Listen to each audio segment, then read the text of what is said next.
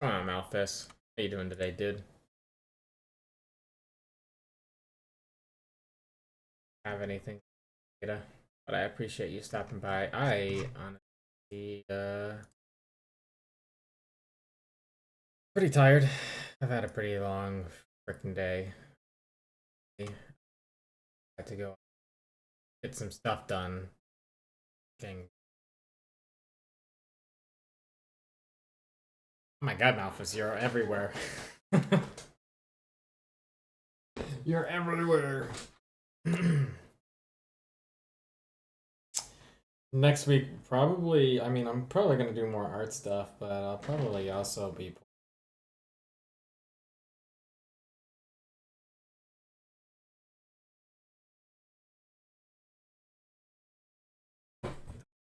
playing for later.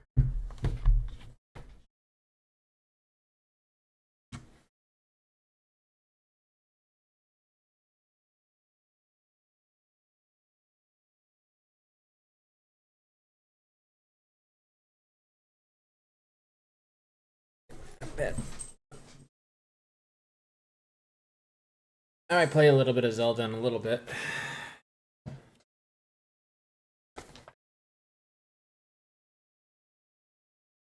You know what game I really want to play, man? Final Fantasy 16.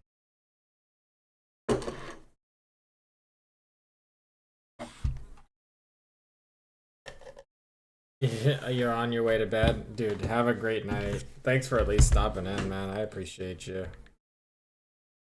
Wife says she misses you. I told her about your idea. She said she was down for it.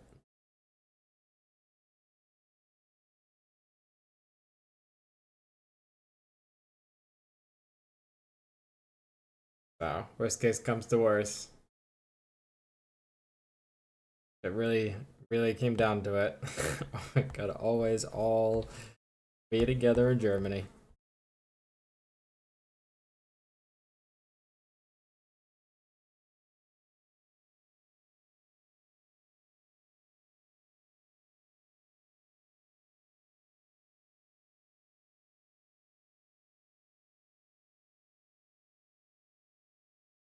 I'll tell her you said that.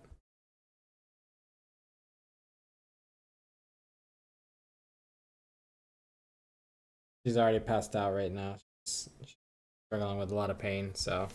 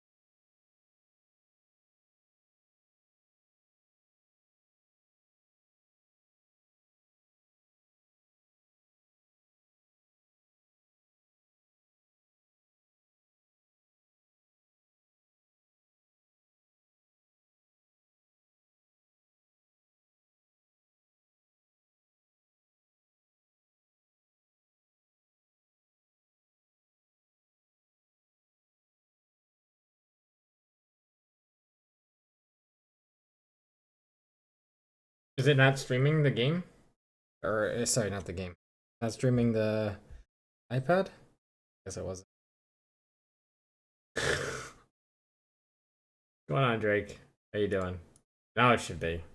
Freaking hell. I don't know why I wasn't before.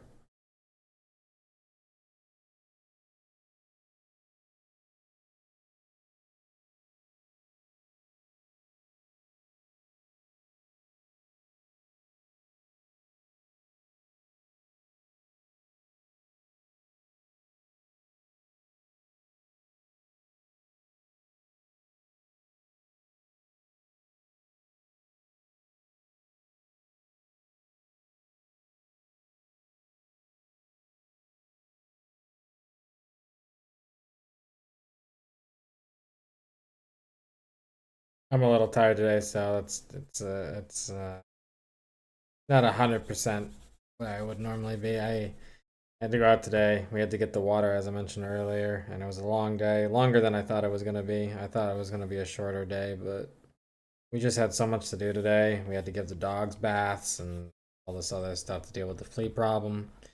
Looks like we're finally making some ground on that, though. Hopefully, in the next over the next week or so, hopefully, it's looking like we might actually be back to a place of like real management of it. So hopefully within the week. Hopefully within the week we'll be dealing with a hell of a lot less. Which will be a good stress off my fucking shoulders. Because that's been something that we've been battling on a while now.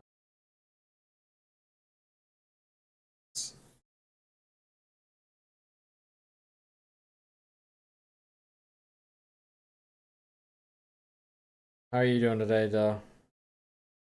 How about me?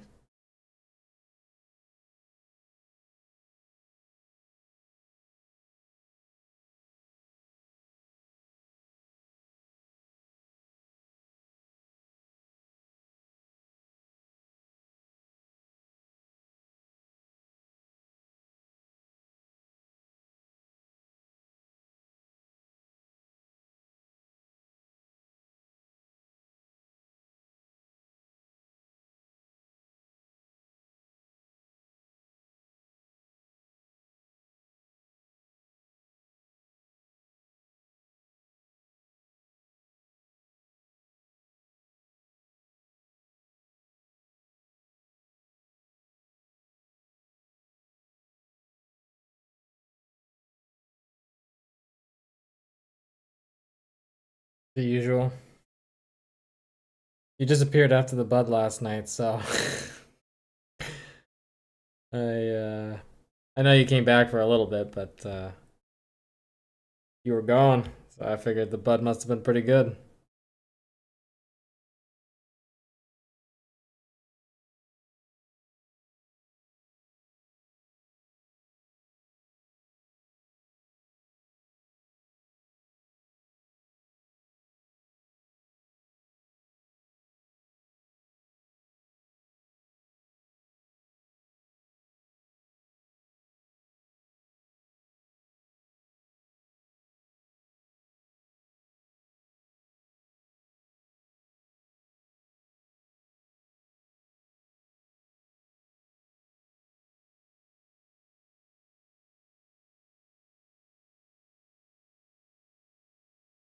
You were watching, but it took forever to leave. Ah, that's cool. As long as you got the bud, that's the important part. It was good.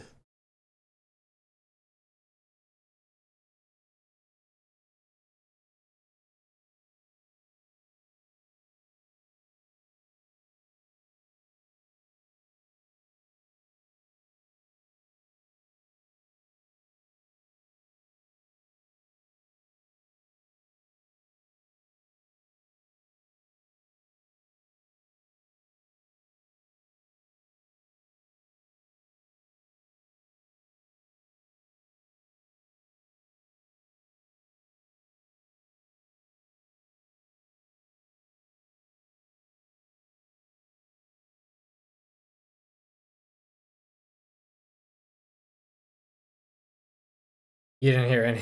That's fine. That's cool.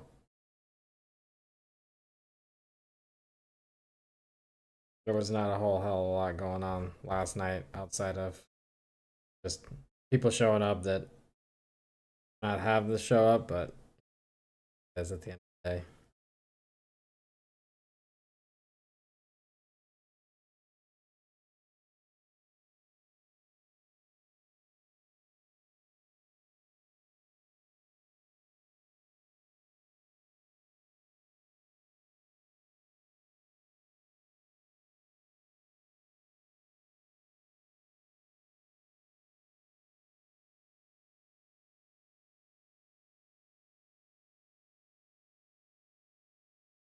Curious though. Have you decided which thing you want to watch me draw next when I actually go on to the next drawing project?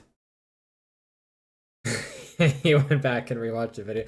I think a couple people did, to be honest. I just removed the video because I don't know. I'd rather not have that drama be a part of like my video history.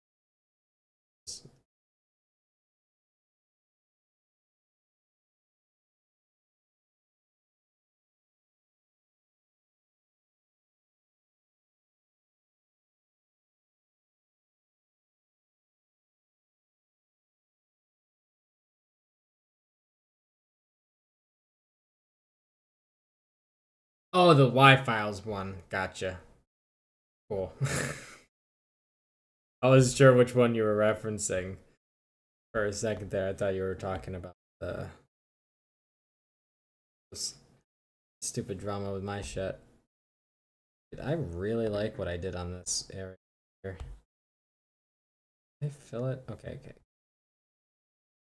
Only thing I have to fix, I'm not completely sold on, is that one of them, these, I think I need to rotate the sizing on these a little bit because these ones are giant. Those ones are awkward.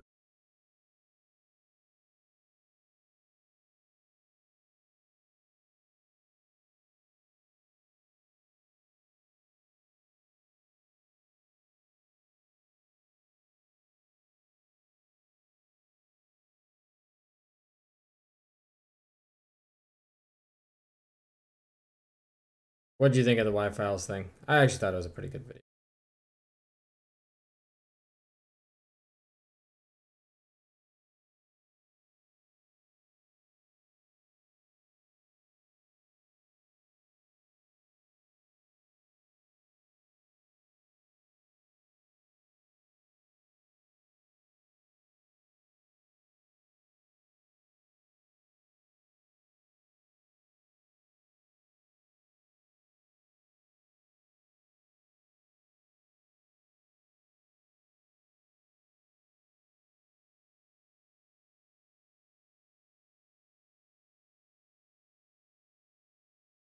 I need a hecklefish. I need a hecklefish plush now.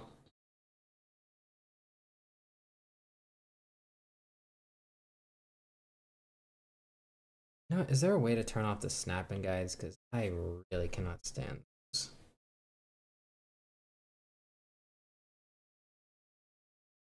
Snapping. Ah! Oh.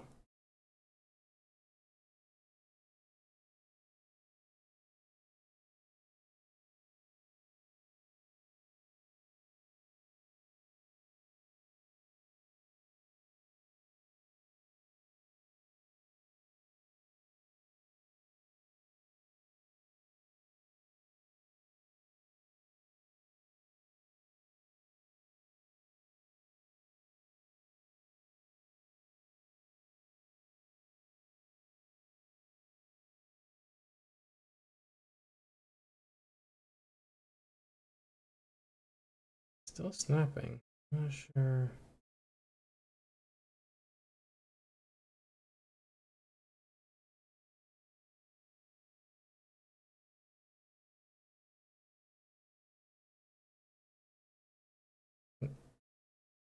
Oh, interesting.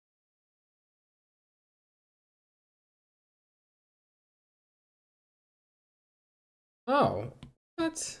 Okay, that's cool. That's a cool little. No, I didn't know it did that.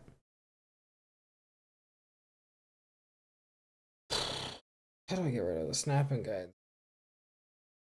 Other thing.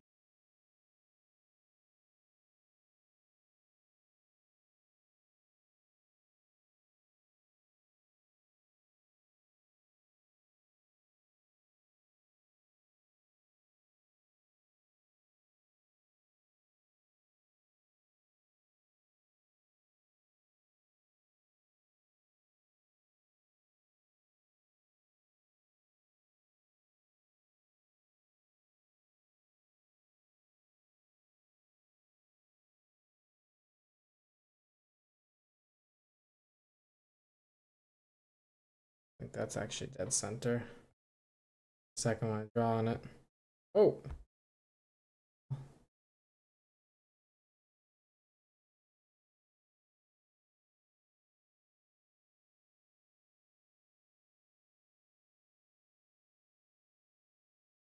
Yeah, it's dead center. Okay.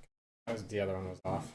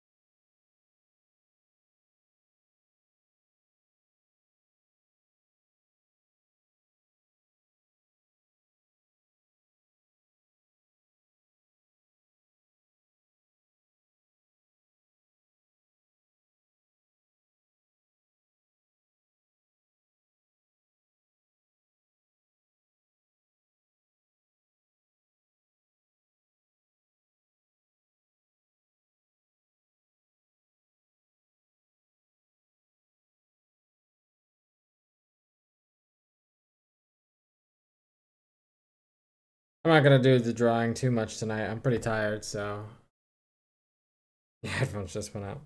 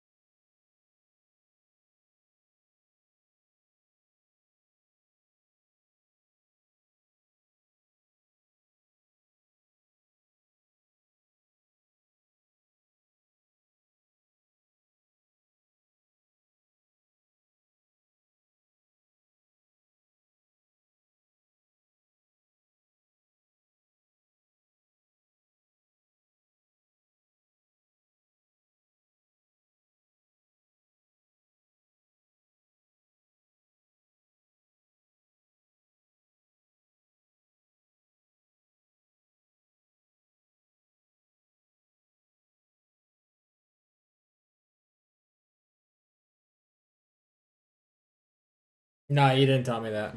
That sucks. Greg, the amount of fucking shitty people that do these things to you, that sucks. Sheesh.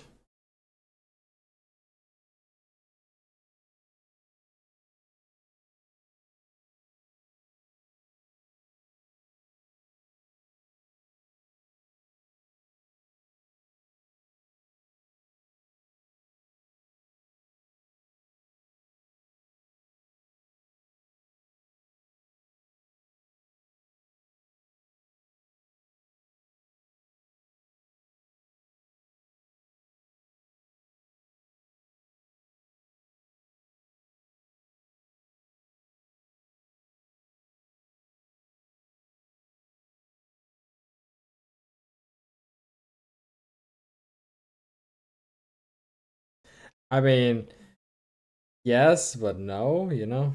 It sucks that it's to your stuff. Sucks. I mean, it's good that it's not to anything more serious. Still sucks.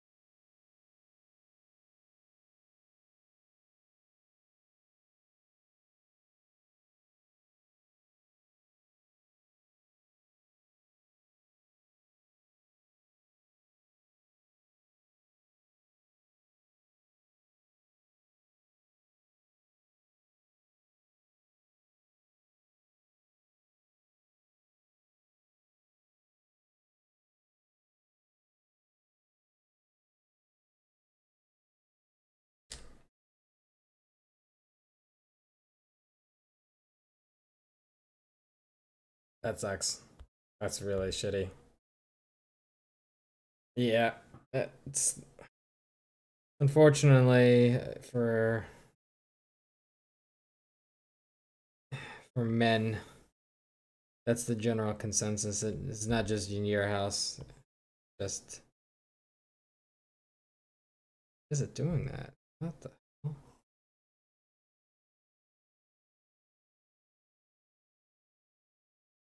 Really? Let's try to switch.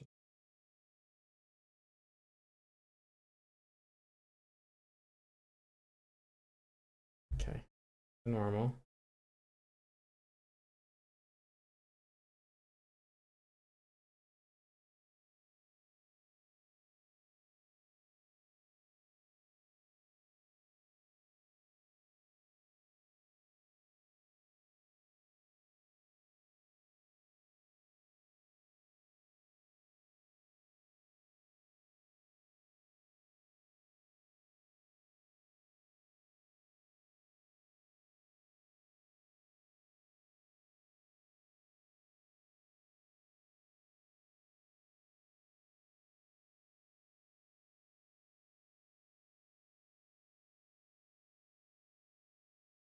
Hopefully that doesn't have to happen for you to have some semblance of like normality when it comes to your own stuff and your own private stuff in this world. It shouldn't have to snap in order to that.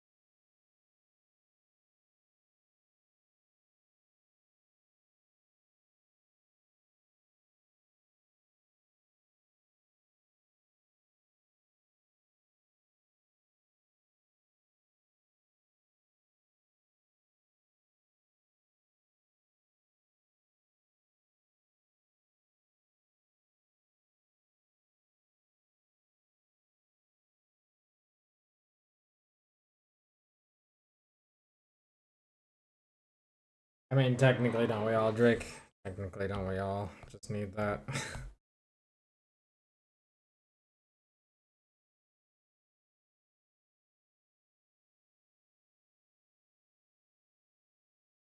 can tell you this much. I next time I do pretty well with money. I am definitely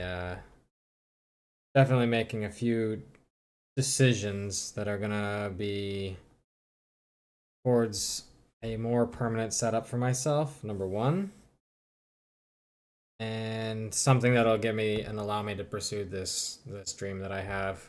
Honestly, right now, for me, this art stuff is kind of a hobby. I can only call it a hobby because until my opinion on it is something's only a hobby until you actually make money on it, some actual decent money.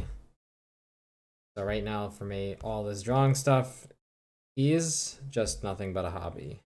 That said, I follow plenty of artists who they're always drawing and they're following their dream and they're not even remotely threatened by any of the current stuff like AI art and stuff like that because it's not advanced enough yet for it to be a problem, and it's even not advanced enough to use the way that a lot of them would want to use it to begin with. So it would be lovely. It would be lovely just to pursue this dream I have. I've always wanted to be an artist. So I haven't really talked much about this, but I the only reason why I quit doing art and drawing and stuff like that, a lot of it had to do with my interaction with my dad, to be honest, more than anything. I cared a hell of a lot about trying to make my dad proud of my existence, and I worked really freaking hard to try to do that, only to have that be completely shattered. I gave up pursuing art because his perspective was there's not really money to be made in art, so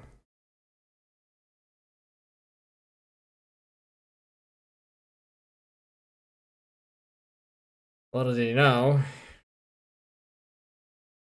that these days there is a hell of a lot of money to be made doing art, actually, if you're halfway decent at it.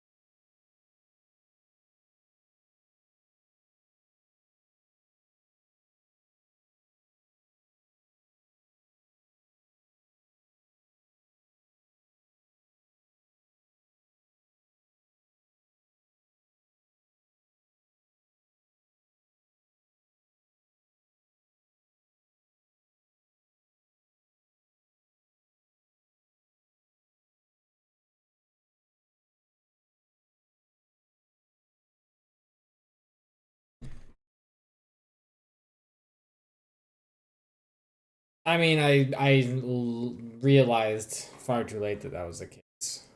It took me a while to realize, but I did eventually hit that dawning realization, and I stopped caring. I did stop caring. It made my life a hell of a lot easier too, just knowing, eventually I would never get anything like that from my dad. Uh, so stopped fucking caring.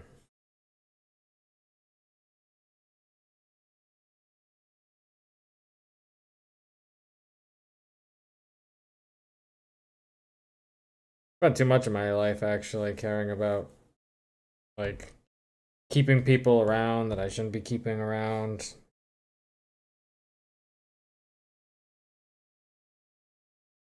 Cared too much about all of that, but I don't know. I've recently just hit like this dawning realization about a lot of shit in my life. So I'm actually just actively pursuing a lot of my stuff instead of just putting it on the side like I had been doing for a really long time. I'm not doing that anymore.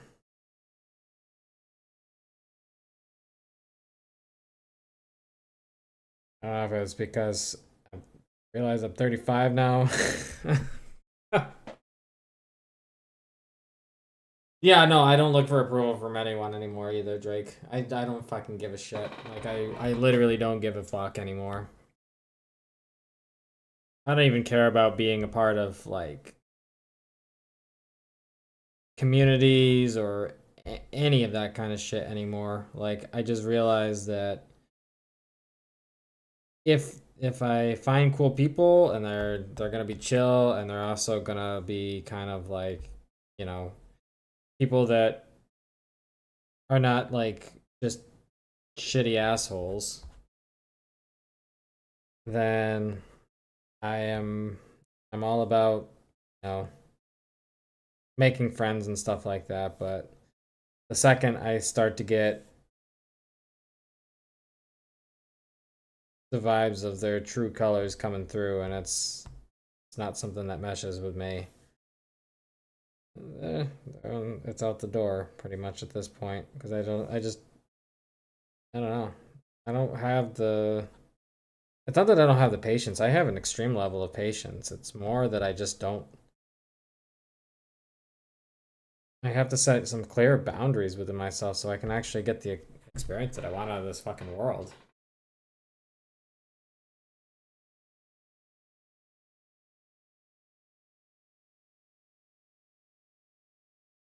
I deal with you, Drake, because you honestly you don't bother me at all.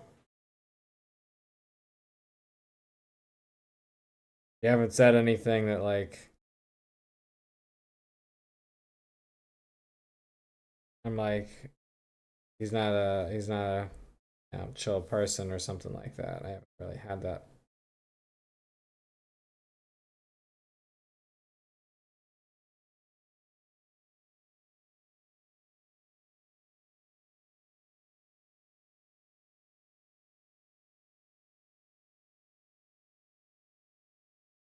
Listen, you may be dealing with your own mental crises and stuff like that all the time, and it might not seem like you're an easy person to deal with, but I can honestly say that I have had to deal with far more complicated shit recently than any of that. So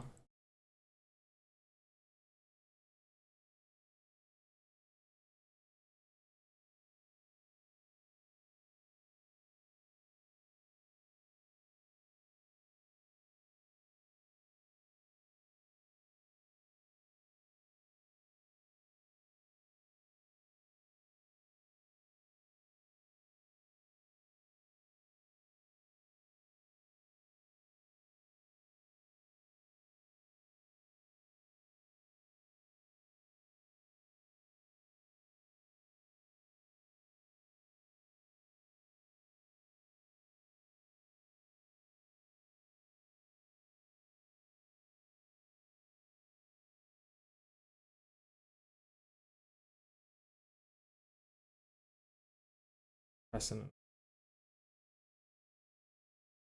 dead spot on. You see how it skipped there? That skip right there, that's a dead spot on the screen. It's literally a dead spot. My wife destroyed this iPad screen when she had it. Just completely ruined it using hers. Eventually, if I make some serious, if I make something of myself as an artist, I'll replace this. Till then, this is just, what I get.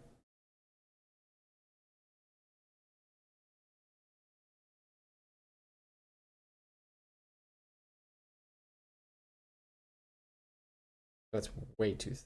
See, that's what I was worried about. All the others are super thin. It's like followed lines of. Actually, you know what? Before I continue,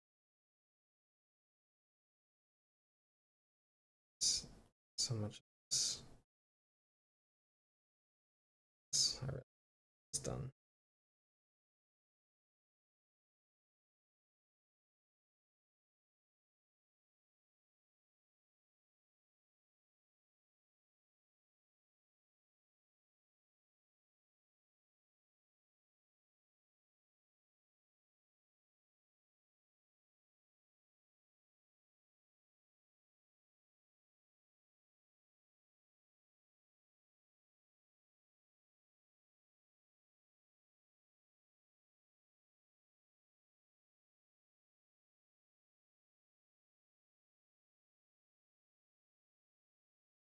this, it came out perfect.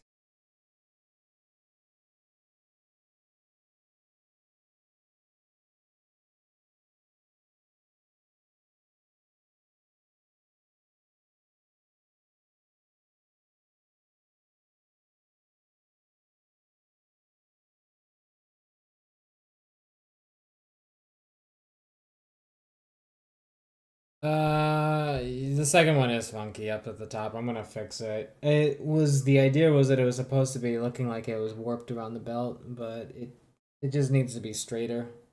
I just need to straighten it out as like warped a little bit, and then top is a little bit. So we'll fix that. I'll go back and cover it up after the fact for sure.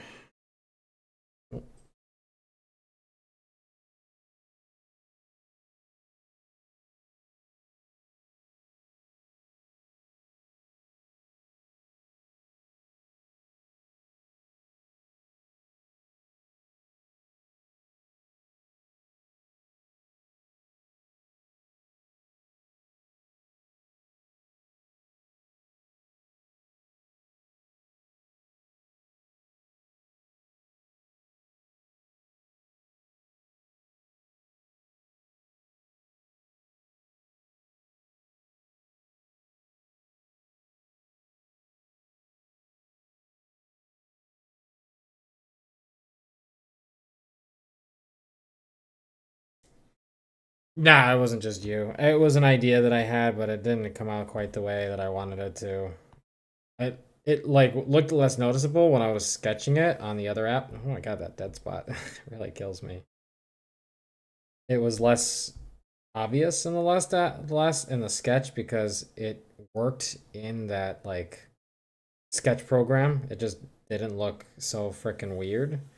But now that I'm vectorizing it and all the lines are starting to look crisp and clean and whatnot, it's really freaking obvious. So I obviously have to fix it, which I will do.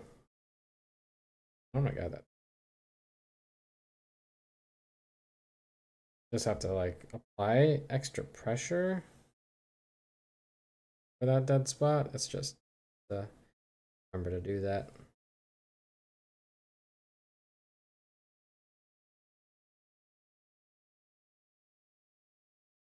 Oh, why is it?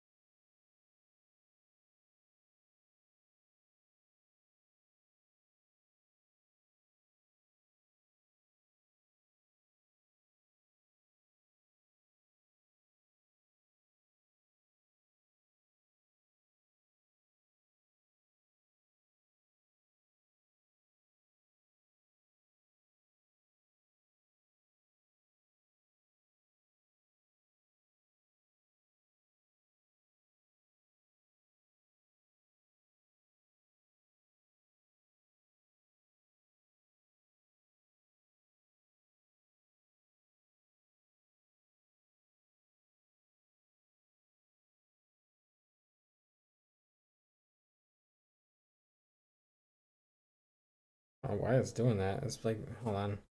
Restart the app. Being really weird.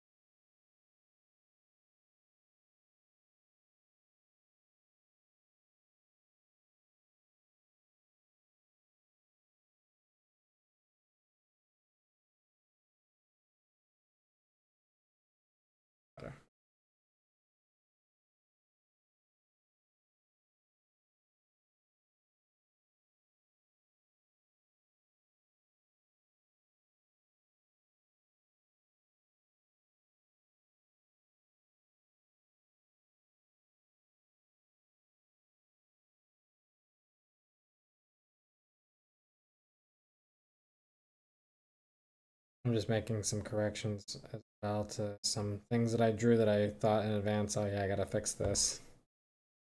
So there's like some shapes and stuff like time slightly off. Just don't fix them. I was also do anyway. I got to the stage. See, that looks much better than the original.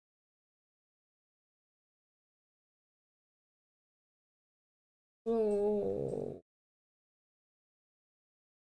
it's just this corner.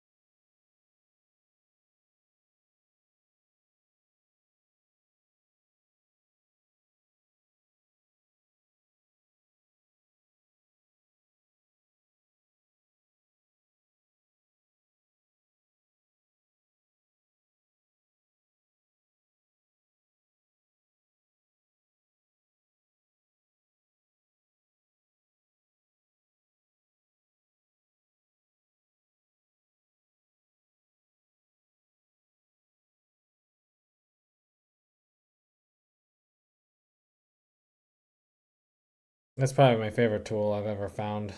Any drawing app ever.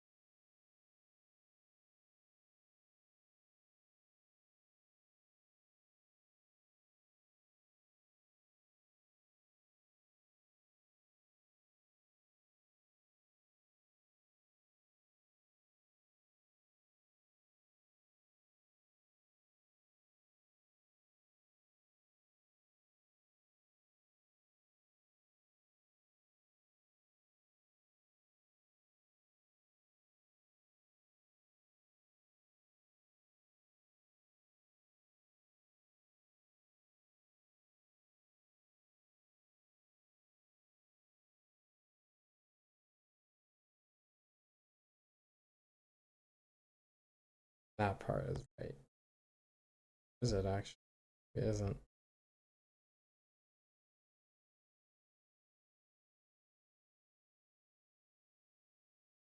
More like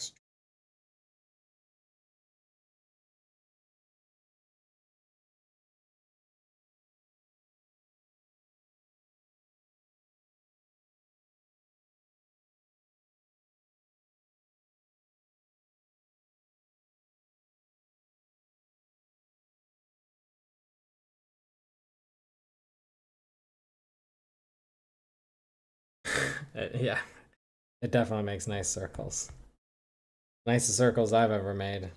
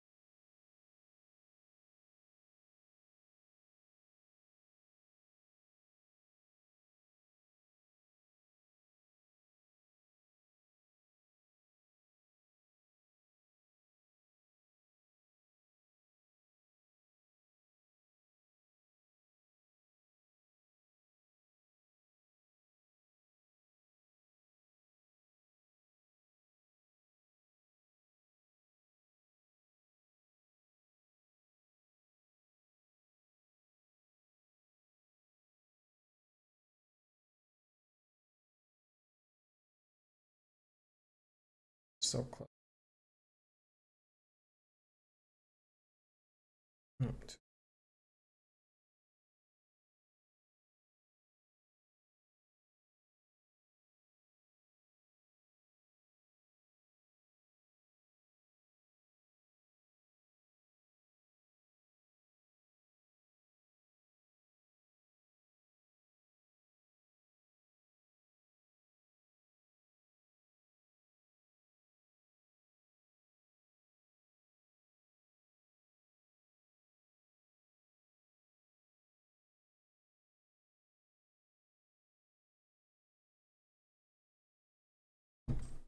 Um,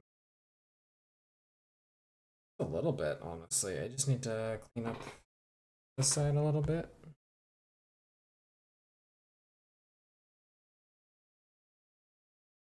Just make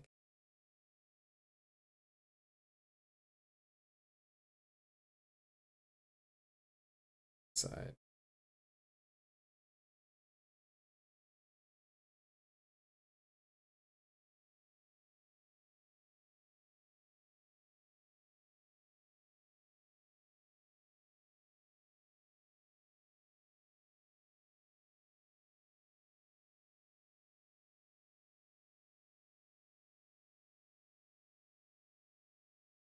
Man, when this is actually done, this is gonna look so clean. So excited to see what the final shit looks like. Done. What was that thing? Like a weird black spot in there.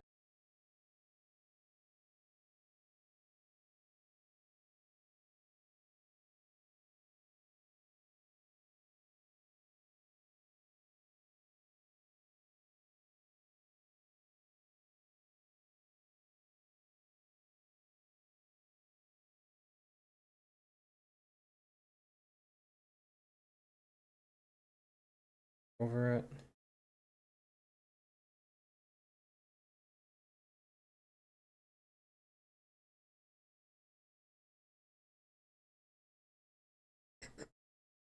So we just gotta clean it up.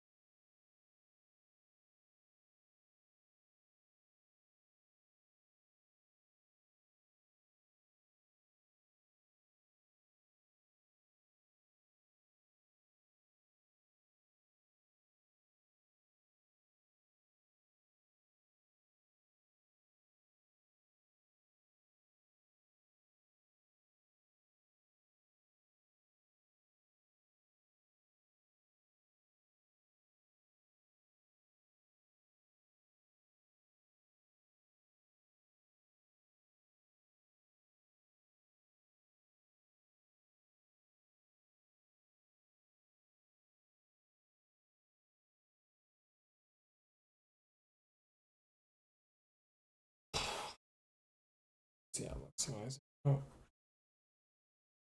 pretty clean. A little bit to get that, but it's pretty clean. Freaking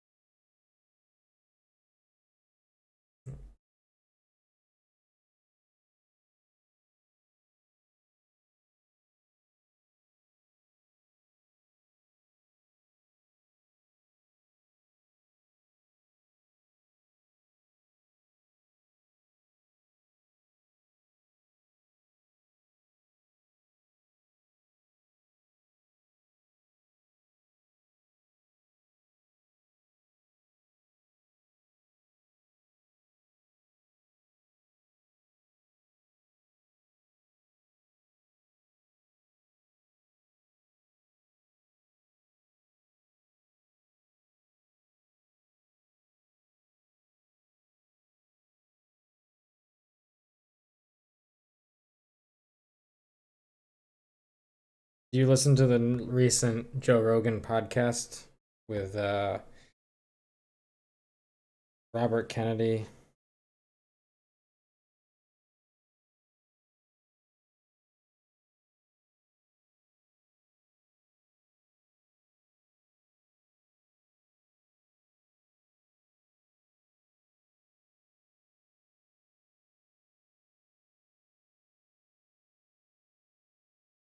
You haven't listened to him a bit? Honestly, the last one that he did with Robert Kennedy was really, really good, actually.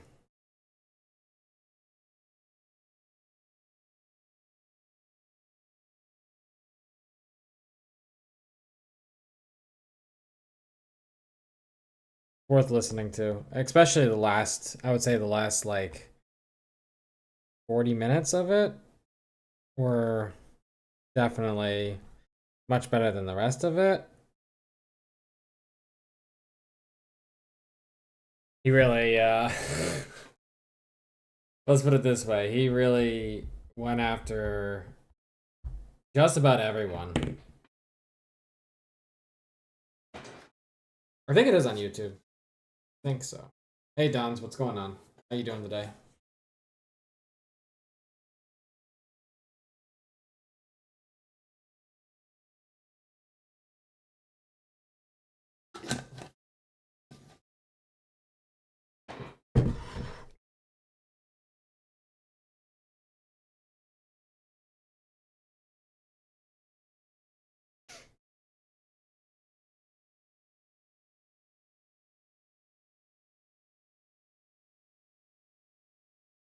Oh, don't undo that circle. Circle.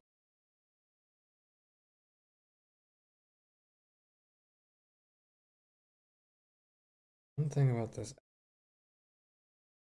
least with this, God, what the hell is going on there? Not me having issues with the pressure. That's iPad having. Just have to do a straight line. Straighting.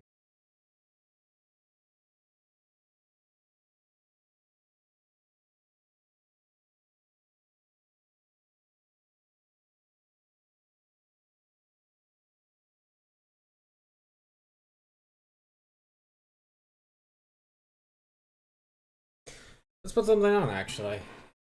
See what we can find.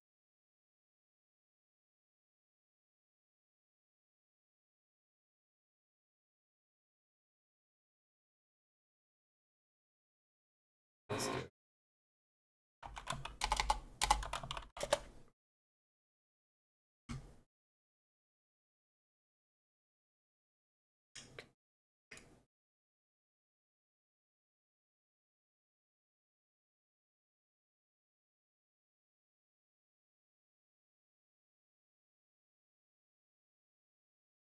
Um,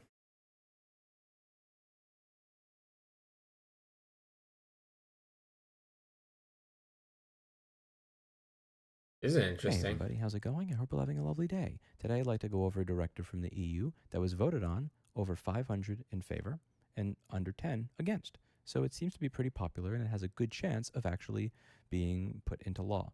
This is about removable batteries on consumer electronics and appliances. Back in my day, again, I'm old enough to remember when this was not considered repair. This channel goes over repair a lot, but this was not repair. Replacing the battery on your device was basic maintenance. You would take off the back of a device using usually your fingernails or a Phillips screwdriver, do this. You would put the new batteries in, you would shut it with a standard screwdriver, and there you go. Nowadays, you have devices that are glued together and adhesed together, so you have to use a hot plate and mold denim wire and cut up your hands and specialized tools to get the back cover off.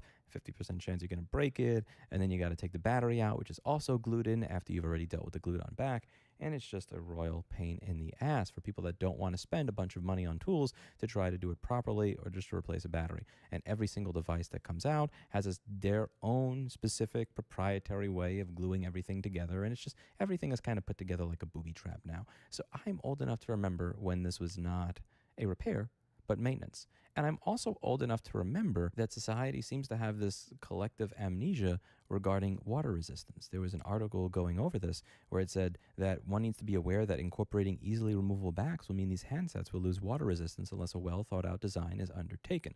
Again, selective amnesia for devices like the Samsung S5, which is IP67, or the Sony XP10, which is IP68. This device is IP68 with a user removable battery. Either way, let's dig into this directive. I'd like to read from the source material and go from there. Article 11, removability and replaceability of portable batteries. Portable batteries incorporated in appliances shall be readily removable and replaceable by the end user or by independent operators during the lifetime of the appliance, if the batteries have a shorter lifetime than the appliance, or at the latest at the end of the lifetime of the appliance. The battery is readily replaceable where, after its removal from an appliance, it can be substituted by a similar battery without affecting the functioning or the performance of that appliance. And the TLDR for the rest of this very dry 130-page document is that they would like to draw up guidance on the removability and replaceability of portable batteries and support that guidance so that companies have an idea of what is going to be expected of them and how to comply with this piece of legislation. So let's dig into it. Firstly, what do I think of this legislation? Am I for it or am I against it? I'm honestly sad that we've gotten to a point where you actually need this legislation to begin with and where this is even being discussed. Many people who tend to be more libertarian or anarcho-capitalist leaning will say that this is stupid because the market has chosen, the market has won. People do not want phones with removable batteries. And while I tend to lean libertarian in some cases myself, I also think that that argument in some way is bullshit because it's this one of these false dichotomies of choice where you technically have choice. It's just the choices themselves are utter garbage. So you can say that customers chose this. And one of the reasons I dislike that framing is because they'll say it like customers actually like this. They want this. This is giving people what they want, when the reality is a little bit more uh, nuanced than that. So you had flip phones that had removable batteries. Then you had semi-smartphones with removable batteries. And then you had full smartphones with removable batteries. You had an entire array of different smartphones where you could choose the iPhone without a removable battery. And then there were a bunch of other companies that made phones with removable batteries. And people started to get used to having smartphones with removable batteries. They moved up from the flip phone to the smartphone. And then once people got hooked in the smartphone, once they had made it an integral part of their business and their personal lives, once it was very integrated into the fabric of our business and personal lives, every smartphone manufacturer just kind of on a whim took away the removable battery in their smartphones. Virtually every manufacturer has taken away removable batteries in their smartphones. So you're stuck in this weird situation where, okay, you like smartphones, you're used to smartphones, they have been integrated into the fabric of your life. Now you have the choice to either A, F off and deal with a non-user removable battery that you didn't have to deal with before, or B, go back to the Luddite 2001 flip phone. Technically, that is a choice. You can choose, after you've gotten used and weaned onto this cool new idea, to immediately stop using it and go back to a flip phone, or deal with a smartphone that has a non-user removable battery. But again, to me, that false dichotomy of choice is falling into the libertarian lolcowish argument of, yes, users want this. They love the non-removable battery. They praise the non-removable battery. I think for a large majority of people, they liked smartphones, they got used to smartphones, and they were not aware that every single smartphone company was planning to take away the user removable battery. The second thing that I want to go over here is, again, this false dichotomy that this is necessary for liquid resistance. I very much so like liquid resistant smartphones. I remember having a BlackBerry Curve 8330 and then a BlackBerry Storm. The BlackBerry Curve 8330 was one of the worst devices I've ever used. If you washed your hands and you dried it, but there was still a little bit of dampness on your finger, and you typed into that phone, it rebooted, and it never turned on again. Those devices, for people who did liquid damage repair for a living, they were a way to literally print money. It wasn't something like the liquid seal had broken or this person dumped it into the ocean or something. Literally typing on that phone with a moist fingertip killed it. Again, like, I'm smiling because like my first Crest ultrasonic cleaner just paid for itself within 2 weeks off of people with Blackberries that were just typing on them with heads that were mildly wet. Like, it could rain outside. You have this phone in your pocket and it dies. I understand that liquid resistance is important. What shit pissed you off, Drake? That being said, there is this crazy selective amnesia we have. It's almost like somebody from the manufacturers came out with Will Smith's thing from Red and Black and did this to make us completely forget that it is possible to design a device that is liquid resistant that also has a user removable battery. These have existed for a very long time. Now, in this article that is talking about this, it says that these devices will lose their water resistance unless a well thought out design is undertaken. And point taken, one of the things I go over on this channel a lot is that devices are not really very well designed anymore. I mean, there's a lot of design flaws that exist in new devices that didn't exist in old ones, and they seem to just not get fixed 4 or 5 or 6 years later. In the cases of some companies, we're not going to name here, that like to put a 50-volt power line next to a 1.7-volt data line on a non-liquid resistant connector that's right on the edge of a case that goes straight to a CPU. Oh yeah. But in all seriousness, you can have liquid resistance. The next thing I hear is that devices are all going to look like absolute garbage if they have a back that is removable rather than the sleek sexiness of the device that I have here. I don't understand. So you have a phone like this, it's the Pixel 6 Pro. You have to have a case on it because the thing has no bezel and a very cheap feeling back that's going to crack if you drop it from 2 feet. It gets fingerprints on it everywhere. So you put a case on it anyway because the back is going to look ugly and filled with fingerprints because of the material they use now. Unlike the material that they used to use that would not get fingerprints on it. Used to have these textured backs like what you have in the Moto G, which is 1/4 the cost of this thing that was made a long time ago. You can do this and get no fingerprints on it versus this where it gets fingerprints the moment you pick it up. This phone's back, again, is not very durable, and so it's going to crack easily if you drop it, which is why you put it in a case. After you put it in the case, you can't even see the back of the phone anyway, so why do people care? And it's not like we didn't have good-looking phones back in the day. Anyone remember this HTC Sensation 4G? This was a sexy-ass phone, man. This thing was a classy product, and it had a user-removable back. When you put this phone in your hand, it feels like premiumly handled aluminum, not aluminum. I know that Dave Jones watches this channel from time to time. It felt really good. Very well-made device, and it had a user-removable battery. Yes, the S5, okay, fine. Like the back of it was cheap shit. But it doesn't have to be cheap shit. That was Samsung making an individual design decision there. And the next thing there is when I read the arguments that are made in favor of this, it's very difficult for me to tell if this is astroturfing or just people actually losing their mind. One comment that I read said, and I quote, "Serviceable batteries, yes, but don't make it easy to open the phone up. The only reason I'm replying to you on this device is because the person who stole it was unable to power it off or pull the battery out when I use Find My Device ringer to locate it. If you can pull the battery out, a stolen device is instantly gone. Adios." That's not the first time that I've read this argument. This is not the first time I've read this argument. And it really does make me wonder, are we living in a society that is completely, fundamentally brain damaged? Or is this a sincere astroturfing campaign? It's hard for me to believe that sane, rational people are arguing that you should not be able to replace the battery Society's brain in your damaged. products easily. It should be difficult to do that so that if a thief comes up on you, holds you up with a knife, that you should be able to shut down the device instantly rather than that thief instantly throw the battery out. Because thieves exist, we need to make the maintenance of every device in the country as difficult as humanly possible, as aggravating as humanly possible, so that you have a chance to find your phone quicker if somebody steals it. Because I'm confident the type of person that types this is the type of person that walks around locked and loaded, ready to follow the person that stole their phone, walk up to them and say, "Give it back or else." Yeah, right, Batman. Seriously? Seriously? That's the argument that people are making. So we've heard liquid resistance, which is from selective amnesia, because we had liquid resistant devices, and we still do, that have user removable batteries. We've heard the argument that again, it's going to make the phone look bad because we didn't have any sort of premium smartphone designs 10 or 12 years ago, which I believe is untrue. And again, these designs, they suck. All right here. Hold the Pixel 6 Pro in your hand, man. This phone feels cheaper than an HTC Like Sensation from 12 years circle. ago. And thirdly, again, these types of How was I arguments. supposed It's hard for me to believe that these are real. While I've tended to be neutral on this type of legislation, it's really hard for me to understand the people that actively argue against it, that say, yes, I want it to be as hard as possible to replace the one part on my device that's damn near guaranteed to die in 2 or 3 years. The one part that, regardless of how well I treat my device and how well I baby it, is guaranteed chemically to die in a specified period of time. That's the part that I want to be as hard to replace as possible, and I don't want you to make it easier for me. Don't you dare demand that things be like they were just a few years ago and you could replace the batteries on liquid-resistant devices that you own. That's insane. Even as somebody who's been neutral on this, it really is insane to read all of the comments that you'll see from people that are actually arguing for the right to be abused. Why? Why?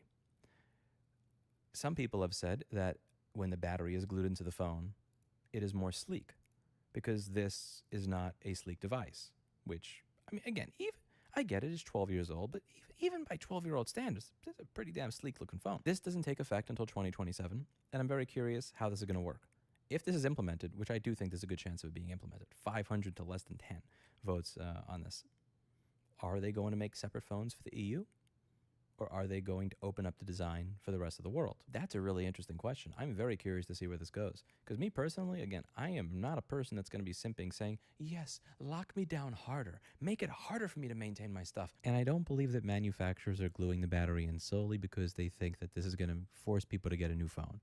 But it's just one of those death by a thousand cuts kind of things where lots of people are very consumeristic. They look at new toys, they want new toys, and we have a way in our society to justify using our brain what our heart wants. So our heart says, I want the new toy. Your heart says, I want a new $80,000 truck. So what you do in your brain is you say, well, I get 15 miles a gallon on my current truck, and that one gets 20 miles a gallon. So in the long run, I'm technically making a proper decision by buying a new truck, when in reality, you would have to drive that thing 800,000 miles for the difference in efficiency to actually pay itself back. Since moving to Texas, I feel qualified to say this. If your truck payment is higher than your house payment, you might just be my neighbor. I think people do this with their devices. They say, well, this one's kind of looking a little beat up, and well, the battery's close to dead, and I might as well get a new one because it's gonna be so hard to replace the battery. And it's just one of those things where when you make it easier to replace the battery, when you make it easy to spend $5 to $20 and just pop it in 20 seconds, it removes that excuse that furthers the consumeristic instinct that lives within us all to buy crap that we don't need, to go into debt for things that we don't want, to impress people that we don't like. And I don't think that something that suppresses that instinct while simultaneously allowing us to reuse and fix things in an easier way than what we're doing now is a bad thing. That's my take on it. Let me know what you think in the comments down below. That's it for today, and as always, I hope you learned something. I've really cleaned up this gun a lot by comparison to the previous sketch. I don't know if you can tell, but I can. Way more even than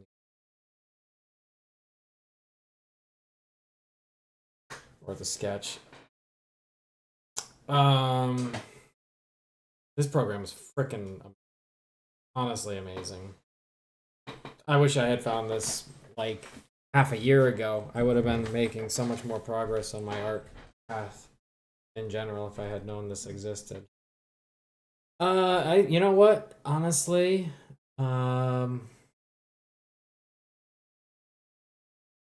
batteries should be replaceable completely. Like the fact that people can't just like I'm with this phone. I have to replace this phone. I've had this phone for 2.5 years, and it sucks. I have to replace it for two reasons. One, battery's starting to go on it. And two, the screen's cracked. So it constantly dials 911. It's constantly dialing emergency services. I've literally had to pick up my phone 5 or 6 times in the last 2 months because it automatically dials emergency services. And that's only the times that it's actually dialed out.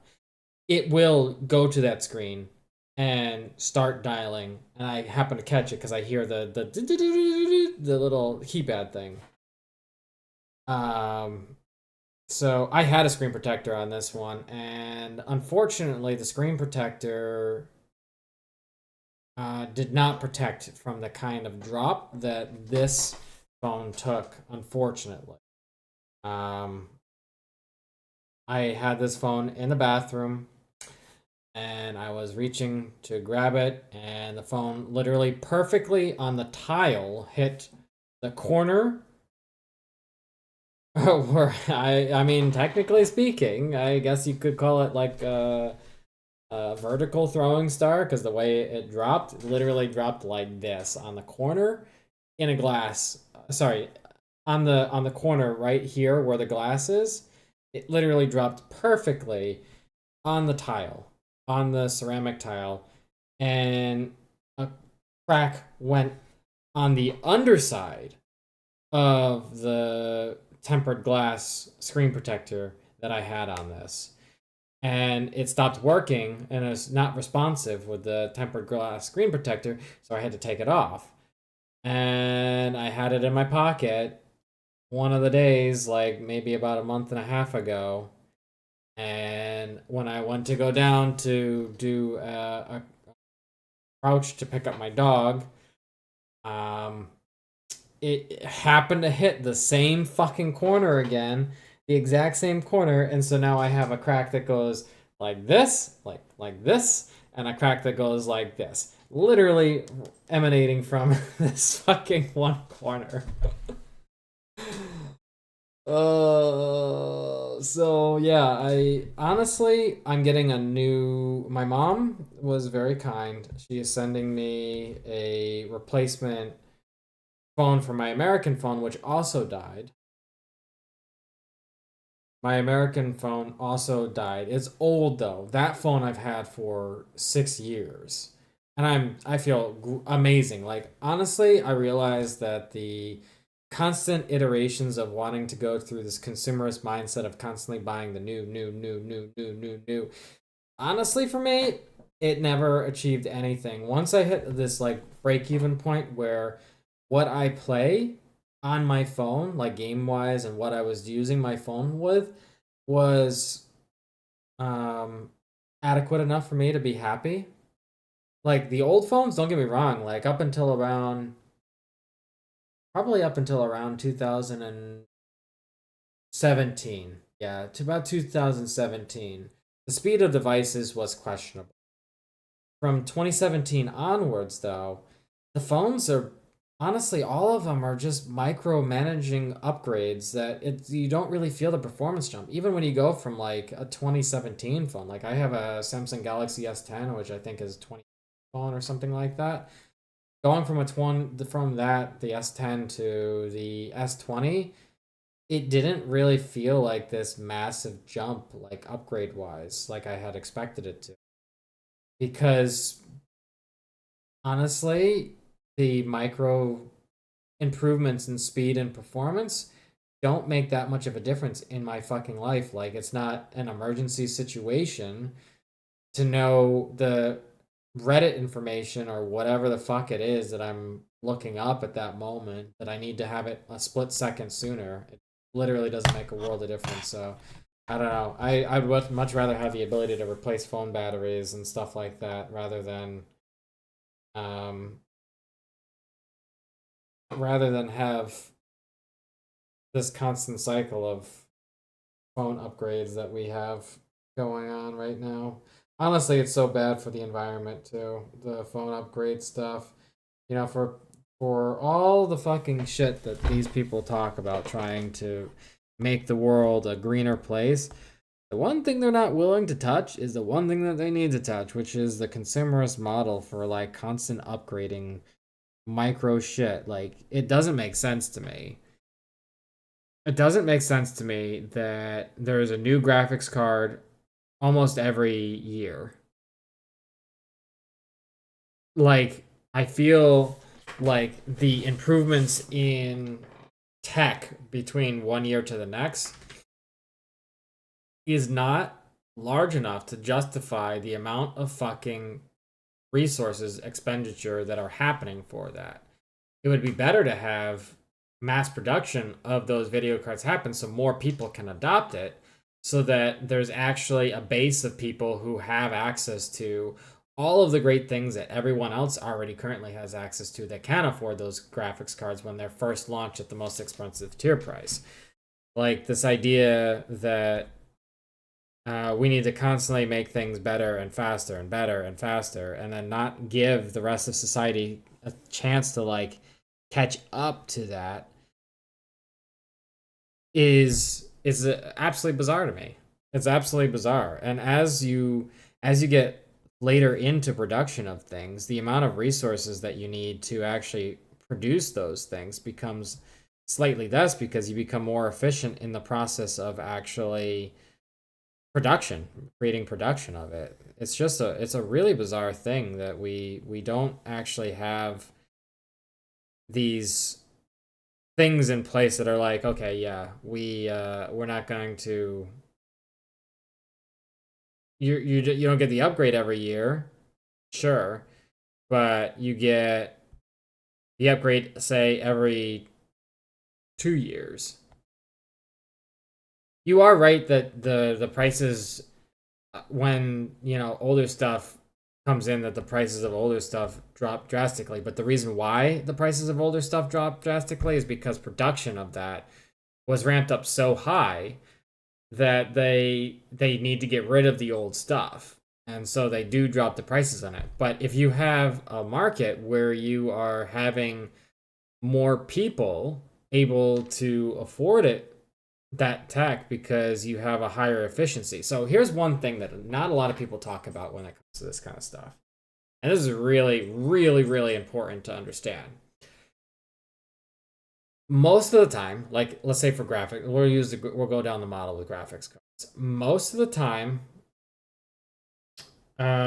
these graphics cards that are in these computers never get the full level of adoption that is possible for them. For example, I have a 1080 Ti. A 1080 Ti is able to do a slight level of ray tracing.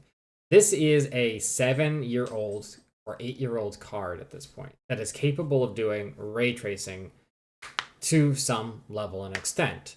And mostly it's because the drivers and everything have become completely optimized. The Right now, the way things are progressing tech wise is that they're trying to create like this field where if they keep saturating the market with faster and faster and faster performance things, it will make up for the lack of development on the software side of stuff that will make things optimized. And that's how the rest of tech works. There's one company out there, and regardless of what people say about it, there's one company out there that actually does make really optimized shit for the technology that they have. Maybe two, debatably. The first is Apple. Let's face the fact. Apple, in terms of tech, they tend to be outdated. They tend to be really, really outdated. But, and here's the but, while they are outdated, because they are a system where development happens on a closed system that they've created for their ecosystem, it allows developers to access more and more of the availability of like that tech and its capabilities. That's the problem Windows does is not capable of doing right now. Windows isn't capable of doing that because it has to have this like ever expansive driver library, ever expansive list of like tech that constantly needs to be updated and supported. And as a result, it's not really optimized in a way that people get the maximum amount of performance out of the tech that is developed. This 1080 Ti, who knows what it could even have happened if it had even more focus on optimization. The new 3080s, the new 4080s. I'm not suggesting that they stop developing. I'm just saying rather than have it be on a yearly cycle, maybe have it be on a 3-year cycle. The difference between it is that when you have this, there would be a grander focus on improving the software around that tech, which would make production of the next generation smoother, cleaner, better overall. And it would actually be longer lasting too. The problem is a lot of the stuff doesn't last very long. Yeah, the new tech gets cheaper, but it also doesn't last very long either. There's no aspect of it that has long term, lasting. Like if you were to go 50 years ago and you were to buy a refrigerator, that refrigerator would last probably your entire lifetime. Most of those refrigerators are still running to this day because the tech in it, even though it was simple. Give me 1 second, I gotta get out. My mom's calling. I'll be right back.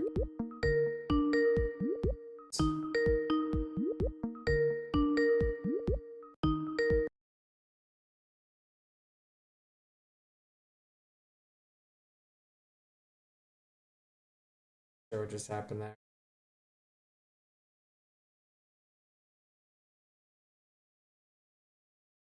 Okay. That's your jam. That's the Skype jam. The Skype jam is your jam. Give me one sec. Let me call my mom back. See what she. Probably telling me that the phone is in and she's ready to go. So give me one second. She just bought it for me. So I'll be right back. Give me like 2 minutes.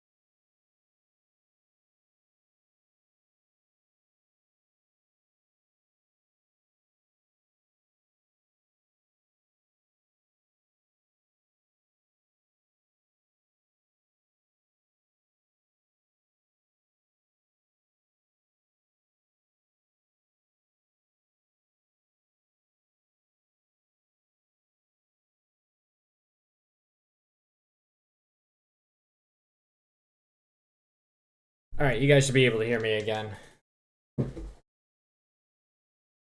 John's, thanks for the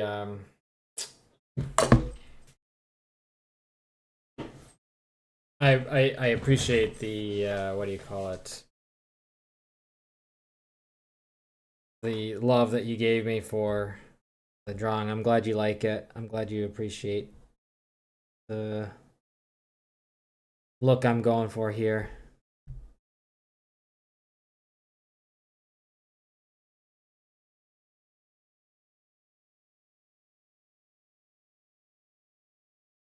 I was asking my mom to. So my mom is gonna be sending me.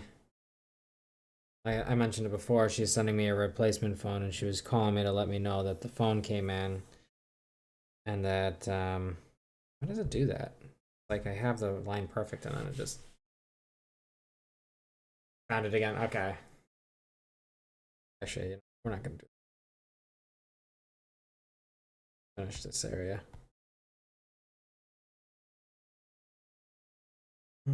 Center point.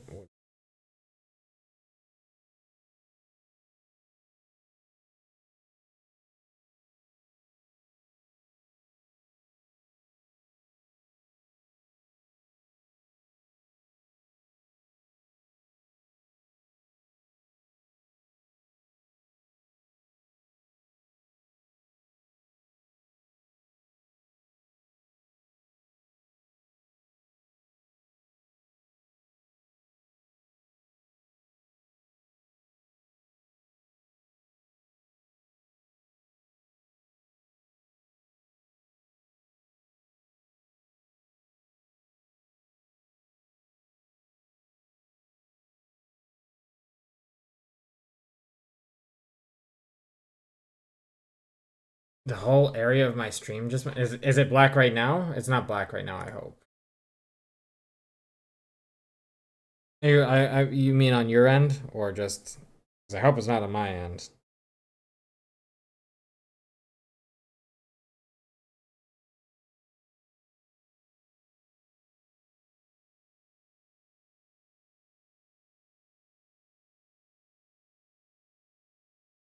This iPad is extremely frustrating.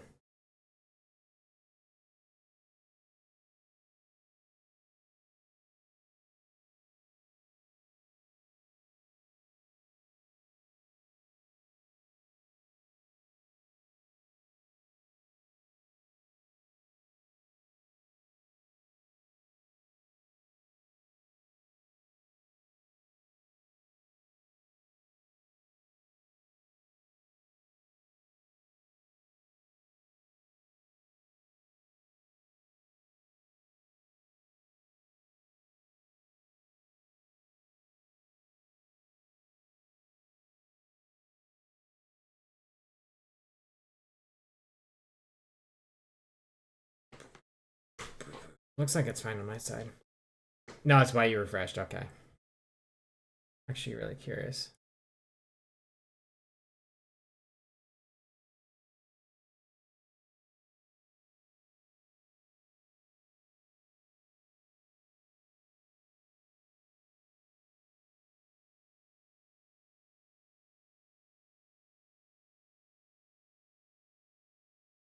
Oh,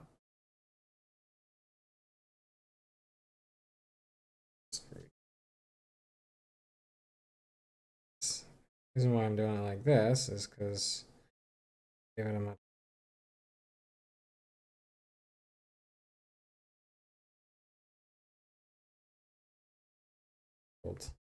I was asking my mom when she sends the phone to send something else that I can't find here in Europe, and it's extremely frustrating. And I will be, I'll tell you here in a second once I get this. So in Europe, you literally cannot find male boxers that have the pee hole thing where you're able to like just quickly whip it out through the pee hole. Doesn't exist. So I asked my mom if she could have my younger brother send me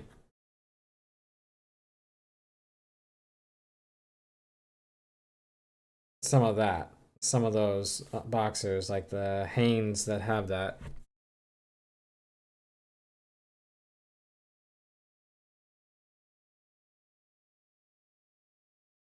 I hope they still make them. Like, I just can't find them anywhere in Europe anymore. They do not exist. They didn't exist in anywhere in Asia. The only place that I've ever been able to get them is the US. Hoping there's still a thing. That's not just me wasting my mom's time. Clean. Uh, so yeah, it was a little weird asking her, but I mean, you know, she's all I have access to ask in the U.S. So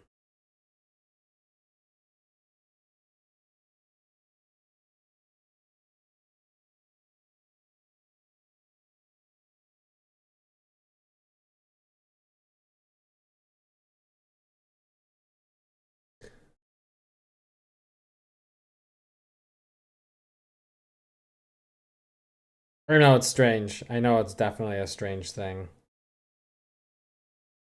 but are they still a thing in the U.S. or am I just asking my mom to waste her time?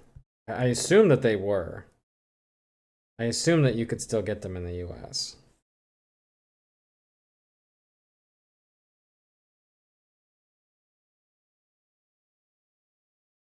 Yeah, the rest of the world does wear banana hammocks. Hopefully the US is not like that. Hopefully the US still I can get what I want.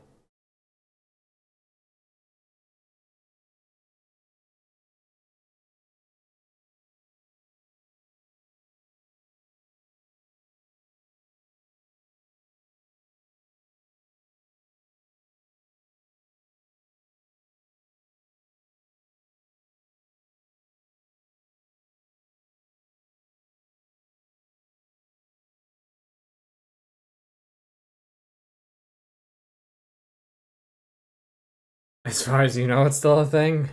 When was the last time you bought underwear?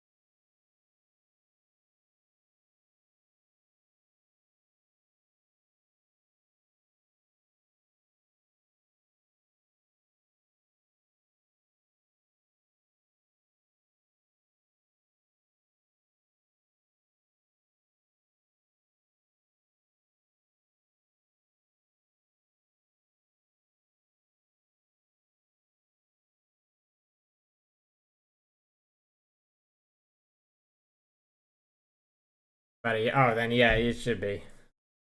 It should it should still be a thing. It should definitely still be a thing.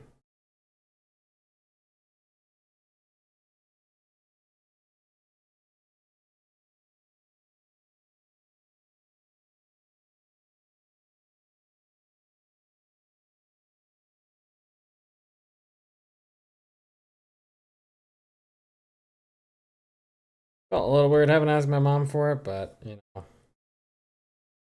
it is what it is. I mean, it's what I needed.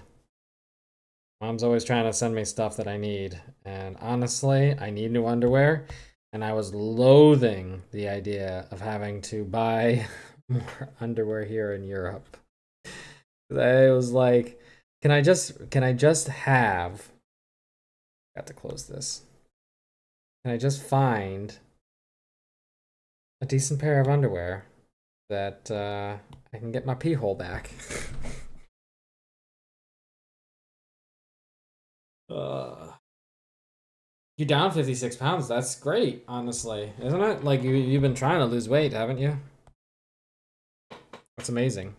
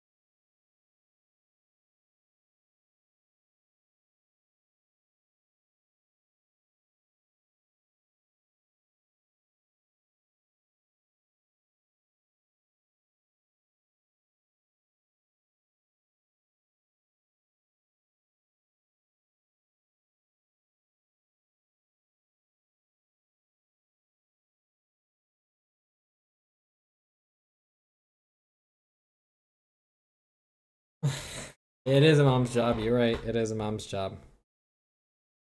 For sure. No matter what age you are, if you're lucky enough to have a mom, they'll always be there to support you. Even when I was just buying things like underwear.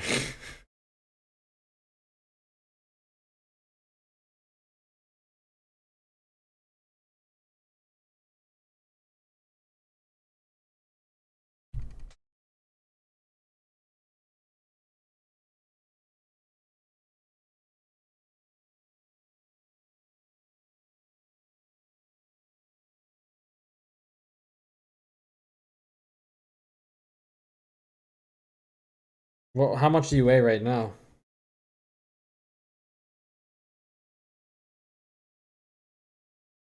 I know for a while you were talking about trying to lose weight.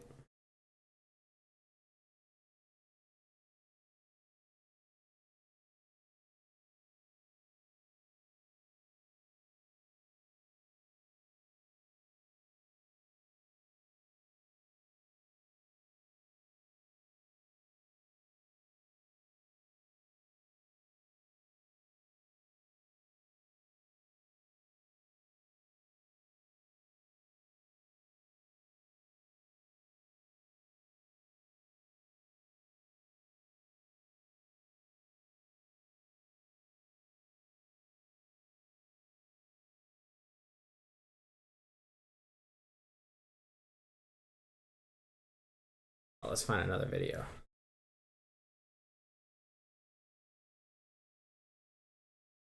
Today I was out and I was just scrolling through the old social medias and seeing what my peers were up to. And I pretty much had People were fucking mad. Holy shit, they were fucking mad. Wow. Like, I've never seen people this mad over this Twitter shit. I am so fucking sick of these pussies that constantly need moral validation. Why can't you just do something for the money? Why can't you just do it for the money? Why does it always have to be a fucking ideal? Oh my god. to read an entire war between XQC and Pokemon and a few streamers and content creators about streaming over on Kick. Now, in a clip that Pokemon made, which I'm not going to play, I mean, generally I think the quote works really well. Why would I compromise my morals and ethics for more money when I have money? Yeah. Which came out to the fact that Kick has given out these mega $1 million deals. Oh. And obviously, Pokemon, like a lot of other streamers on Twitch, believe that these money deals are coming from stake, obviously. Yeah. Where a lot of the users who are taking these deals are contributing to gambling addictions. So I want to talk. Oh, I mean, to an extent, yeah. It's the same as we're contributing to hurting unions by being on Twitch and helping Amazon. We are hurting unions right now. We are doing it right now. Gentlemen, I am on my phone. Can we get a pog in chat for third world child labor?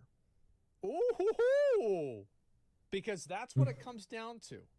And everybody is going to act like this is a bad thing, but nobody's going to throw away their phone.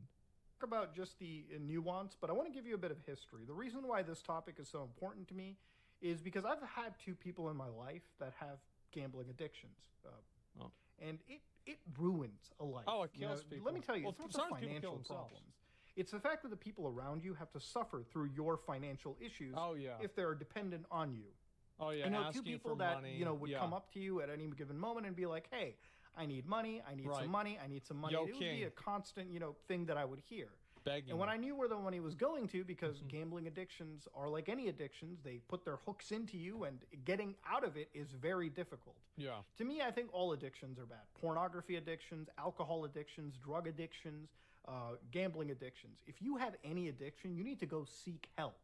Gambling addiction. You get addicted to video games too, by the way. I know some people don't like to hear that, but that's a fact. You get addicted to anything, you gotta fix your life. Seek help, do something. Or you can just let it ruin your life. You can do that too.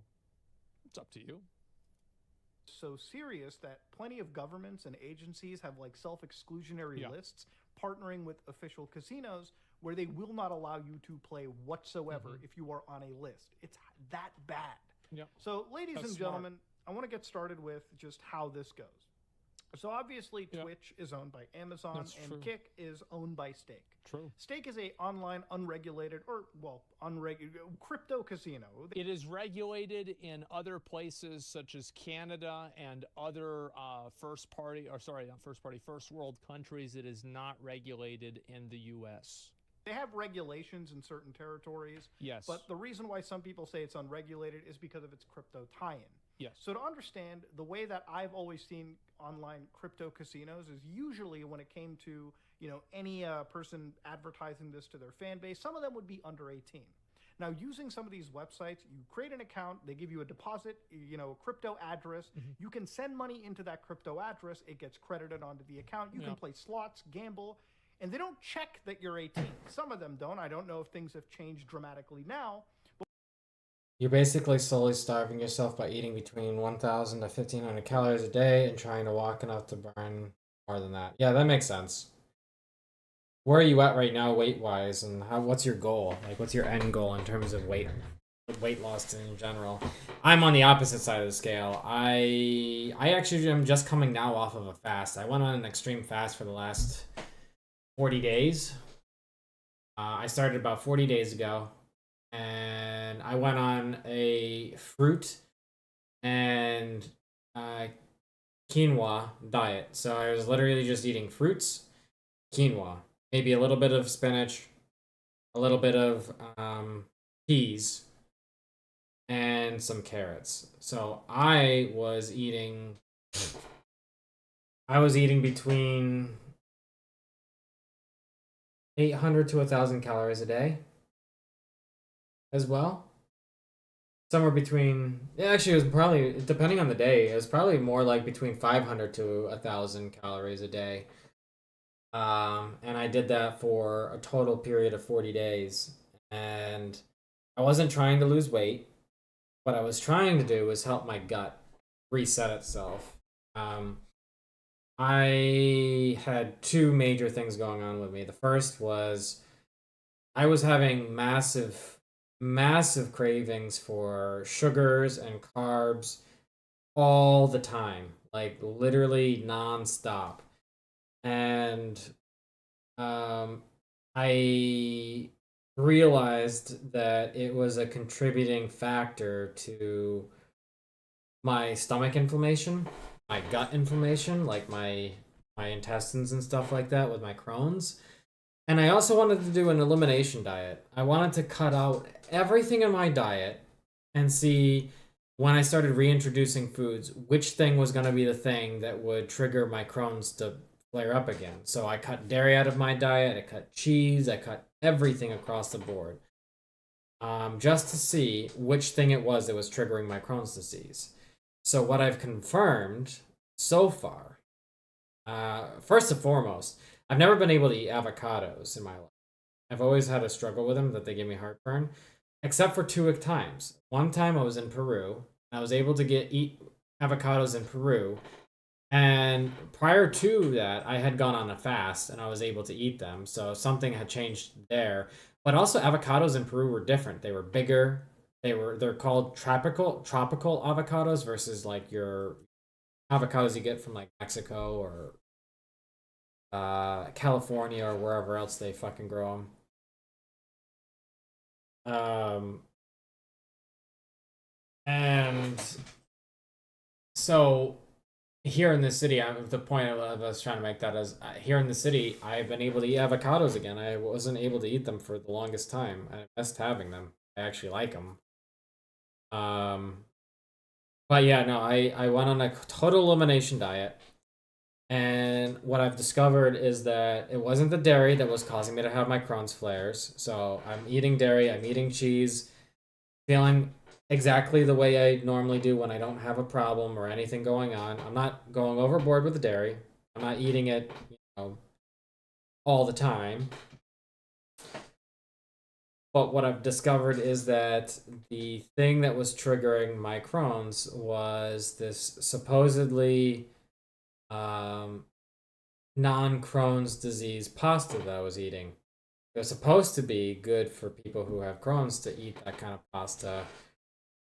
But through process of elimination, I've found that that was the thing that was setting me over the edge. That was the thing that was triggering me to actually have my flares and feel sick and what. So, long story short, I cut that out of my diet. I actually am not eating enough still because I'm not, I don't have enough carbs in my diet right now. But on the flip side, I don't have my Crohn's flares, and to me that is the bigger thing because the Crohn's flares, man, I can't even begin to explain. I would not wish that on just about anyone. There's a few people probably learn a lesson or two from that, but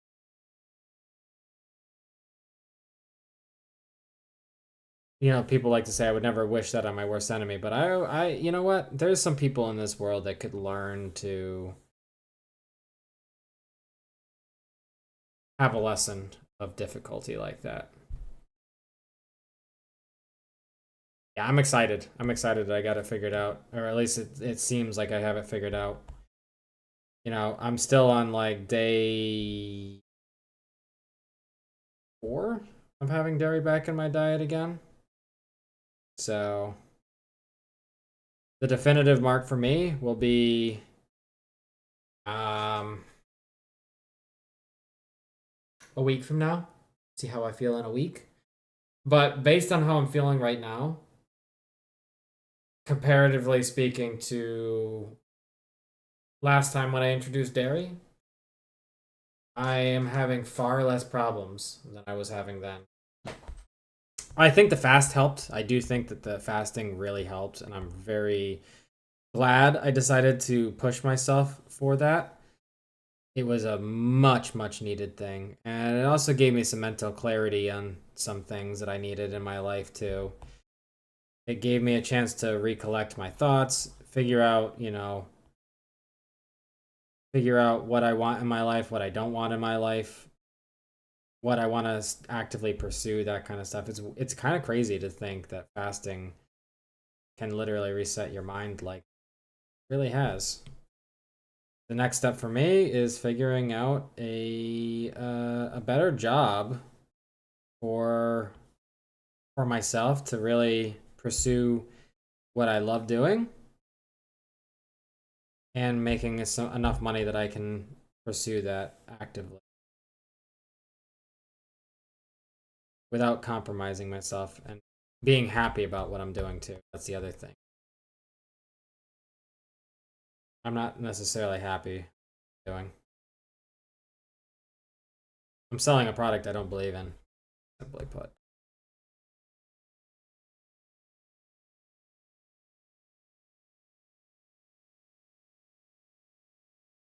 Pretty soon I have to end that compromise. I don't believe in being a person who compromises themselves, money, like that anyway. I don't mind selling nudes. I don't consider that a compromise.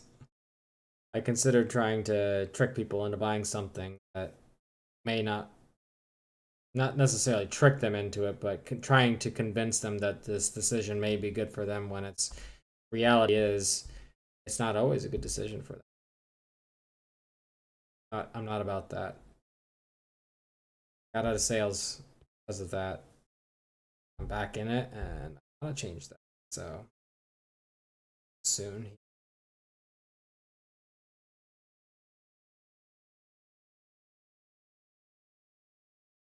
What is this happiness I speak of? You know what? That's a typical response though, Drake. I understand that. When I say happiness, I don't mean like I'm gonna feel euphoria or anything like that. I just mean, you know, that my ability to feel. I don't want that. Like that watercolor. I want it. Is this? Why am I not on this layer?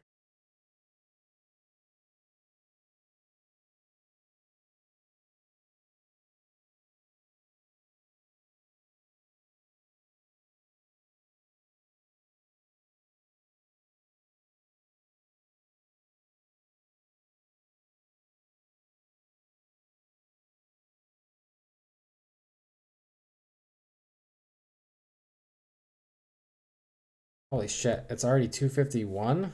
Jesus Christ, man, the time flies. Time flies.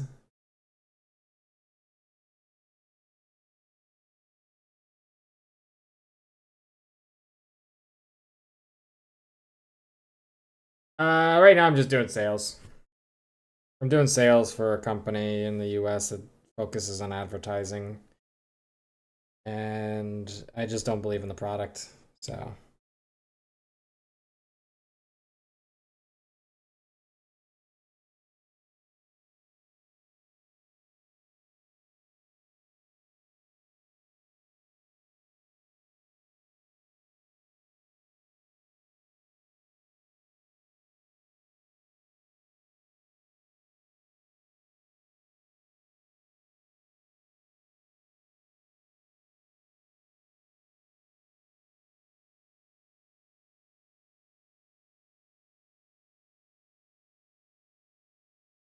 it's definitely not that simple.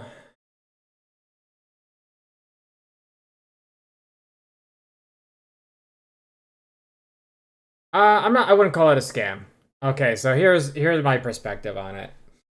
And I got to be really careful about this because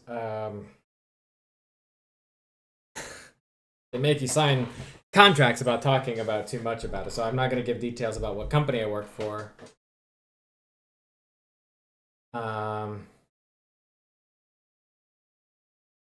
The deal is that the marketing company that I work for, they actively sell to a lot of businesses, and some of those businesses are in areas where the demographics don't really use the platform the way that they suggest. Like, there's not a mystery about it.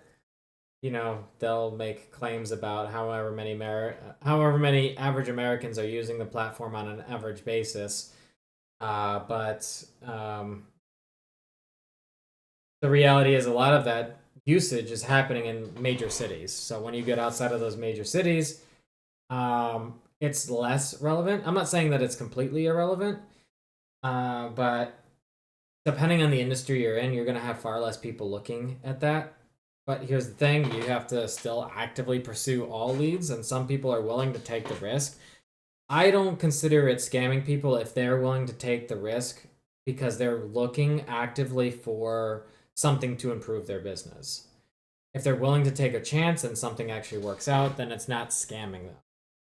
My issue is that I don't believe that the product works personally more than about 40% of the time.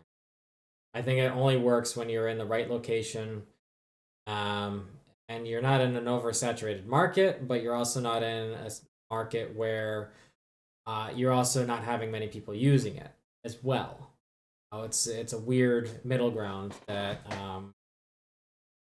I don't think personally it's reached that level of saturation. It's all those criteria. It could. I don't think it will. I think there's a lot of things that are going to prevent that from happening in the not so distant future, just because of the way tech is moving. For example, the way the platform works right now, they're focusing heavily on internal stuff. The way I see things working in the future is a lot of people are just going to be asking programs like ChatGPT to find things.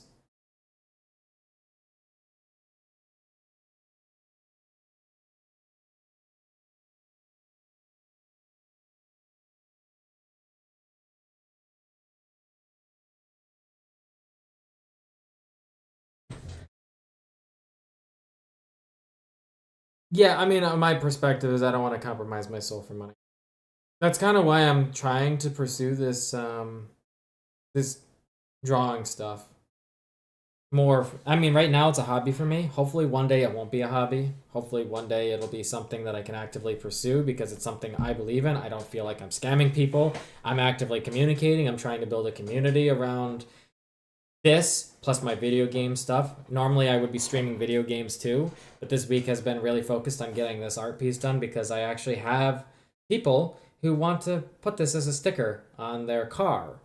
And so I already have sales lined up for it, which is like, it blew my mind. Like I sent this over as like a product mock-up. It was when I was in a rough sketch state. It wasn't even really great. And someone said that they were interested in buying it, so.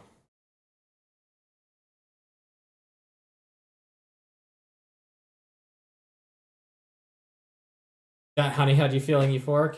You bought a 5-pack, 50 to spend it on. I wish I could find that honey here, Drake, but it's not easy. It's actually really not easy to find that stuff here in Europe.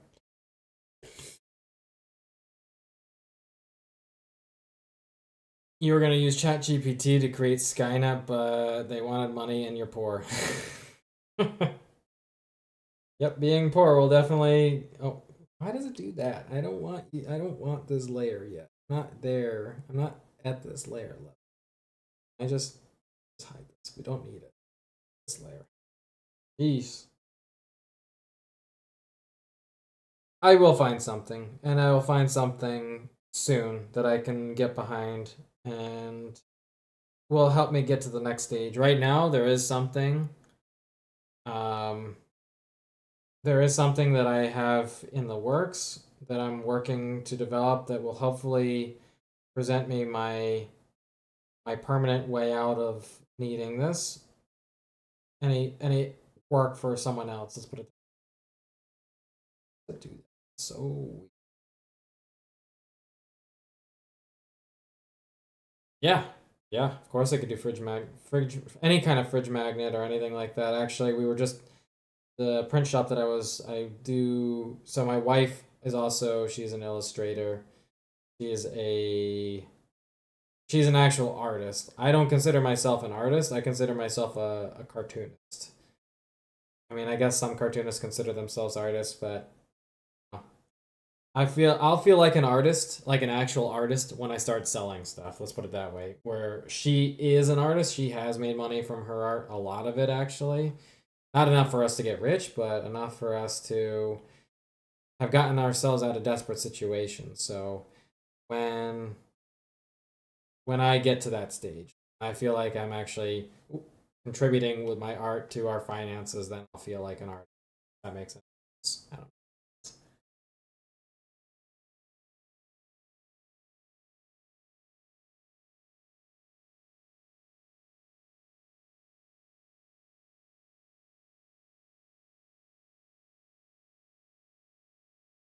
My response to what? Which thing? Which thing triggered your 16-year-old?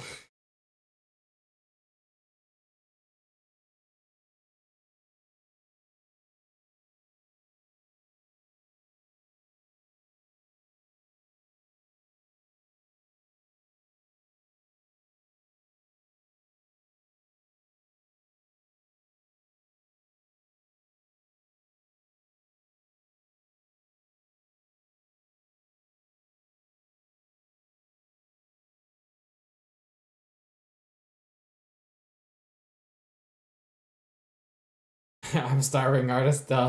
Yeah, fair enough.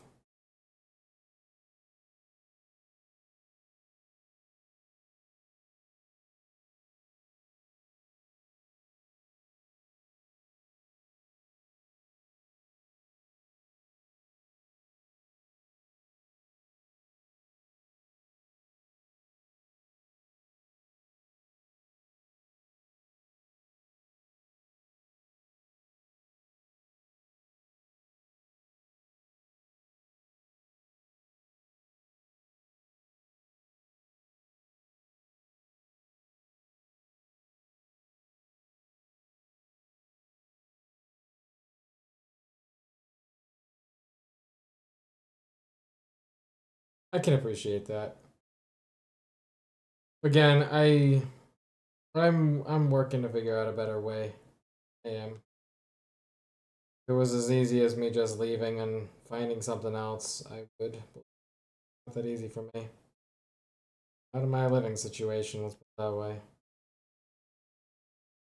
I do my best though. I try my best to not sell it to people that I feel are gonna be not benefiting from it. Let's put it that way. So I actively scout you could say, I guess is the term, businesses that I feel would be most likely to benefit from it, and I really only actively pursue those businesses, so that way I'm not really compromising myself. And if that business says no, then I move on to the next, and I try to keep it in line with that. So like if I know I'm in an area that is very unlikely, let's say for instance like Alabama, for example, that's a good example. Not a lot of people are going to be using that product in Alabama, mostly because there's an actual deep resentment towards big tech in general. So I won't actively pursue that.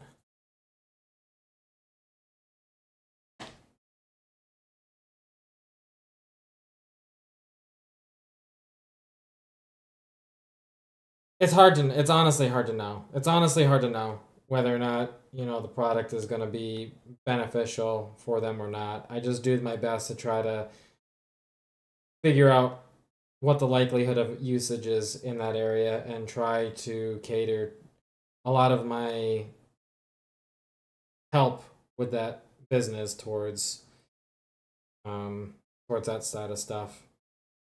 Not not pursuing or actively pursuing things that I feel would potentially harm businesses because I don't want that. I genuinely don't want that.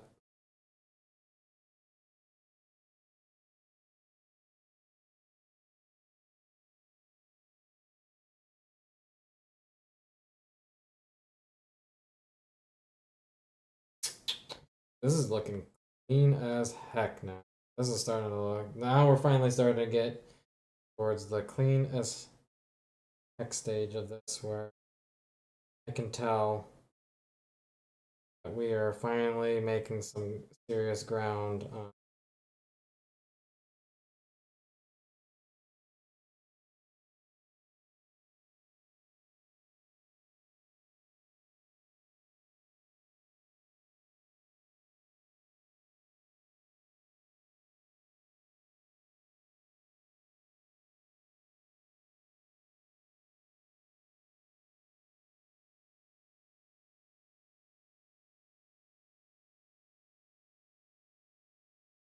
Yeah, you could call it some level of choice. Let's put it this way. Uh, they have sales quotas and stuff like that that you need to meet in order to maintain the job, and it becomes kind of difficult sometimes if you make a call or something to one of the companies and then you learn a lot about the company and then suddenly you just feel like you shouldn't pursue it and you have a manager in your ears saying pursue, pursue, pursue. When you're sitting there thinking, I gotta drop this call. That's the part that's shitty. That's definitely pretty shitty. So, like I said, it's not gonna be very long that I'm gonna be sticking with this anymore. I just gotta find something that works.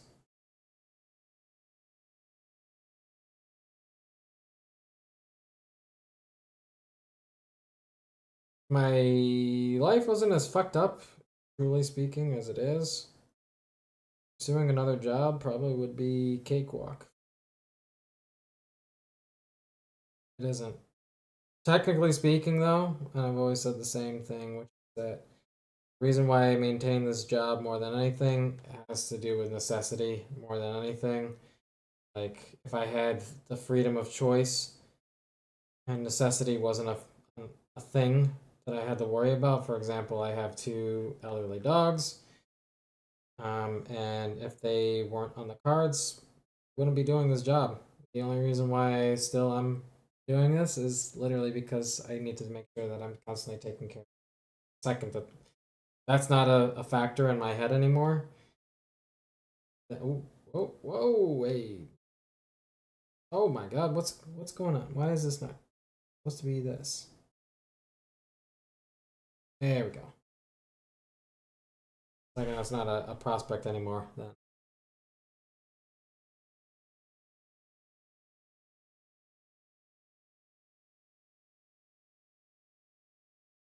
I have no passion for sales.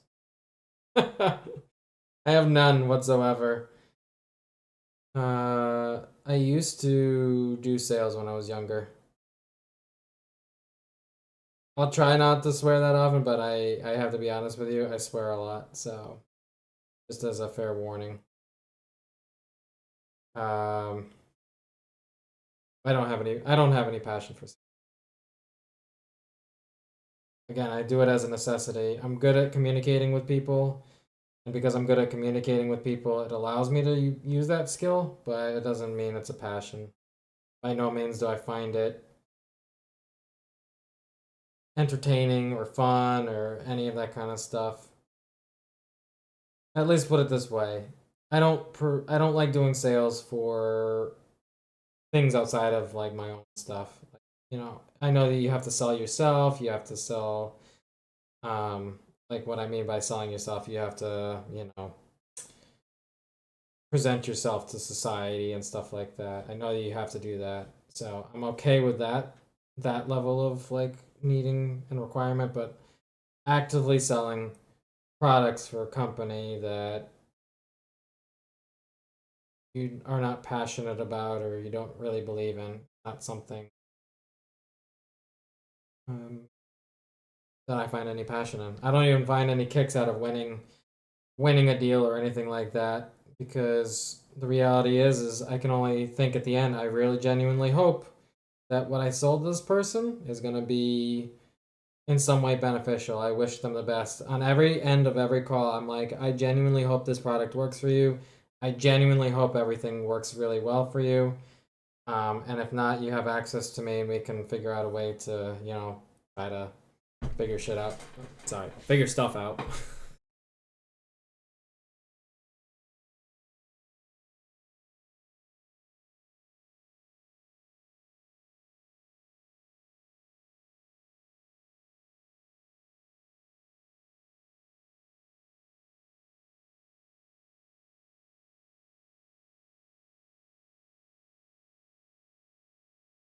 The problem is I'm not currently in the US, Chris. I'm overseas.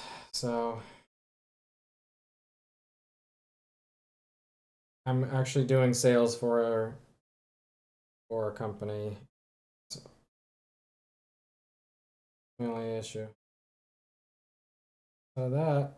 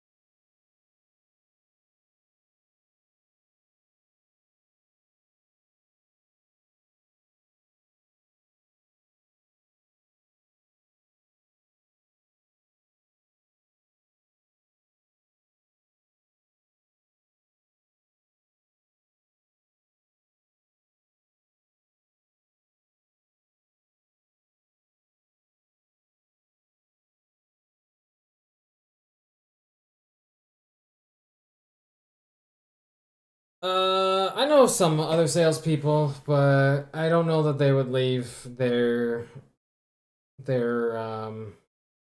jobs necessarily for something else. Truly, I know a couple people who might be interested that are not necessarily in sales. They're in customer care, customer support, that kind of stuff. They might be interested in a job change, but in terms of like the sales, it's tricky because you know some people care a little bit less about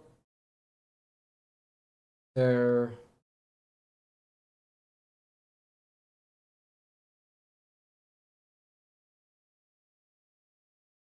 I do know one person who might be. Well, I know that they're looking for a job actively. I'd have to ask.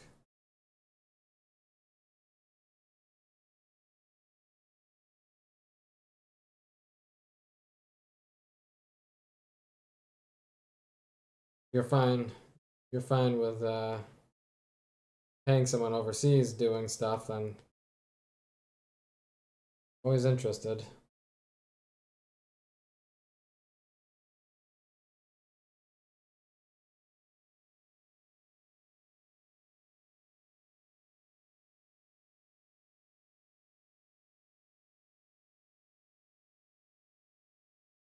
Landscaping is extremely straightforward. I used to do it.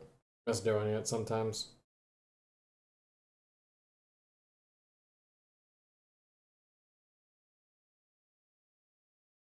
I miss the simplicity of it. Just going out, doing a job, and showing off like good labor and stuff like that.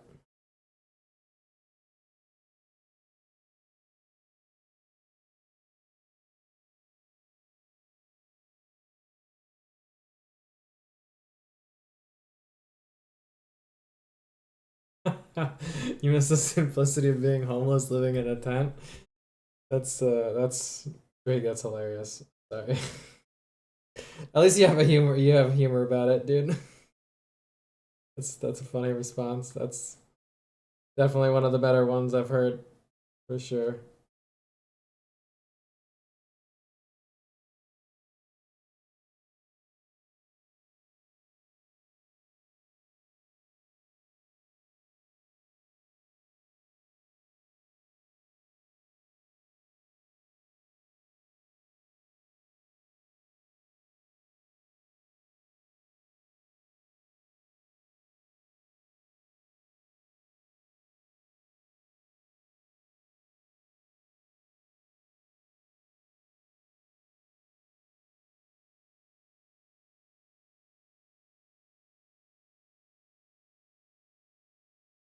You stopped because you said you weren't passionate about sales.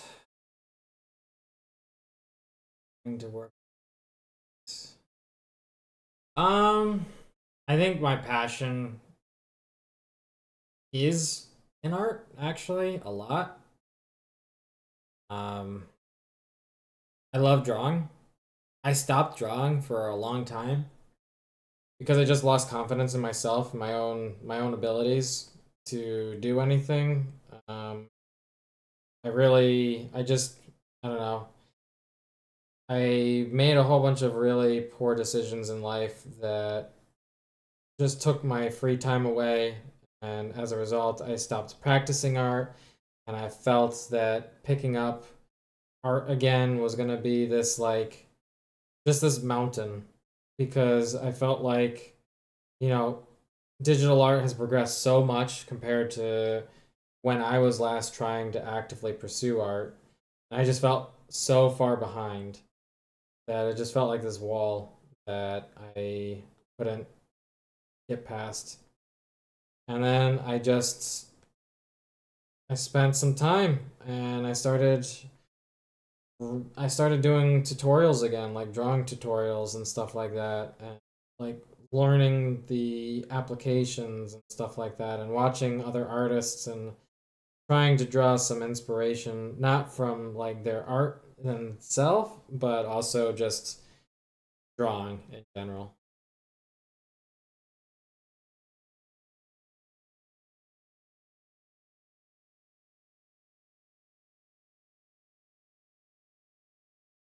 Yeah, I can appreciate that, Chris.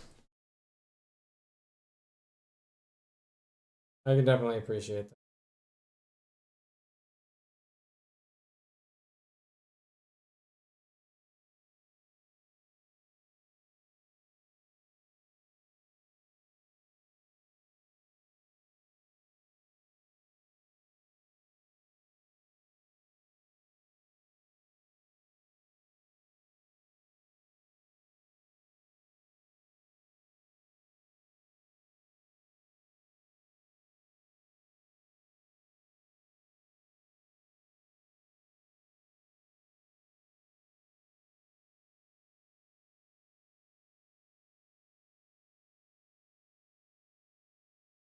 It's whack.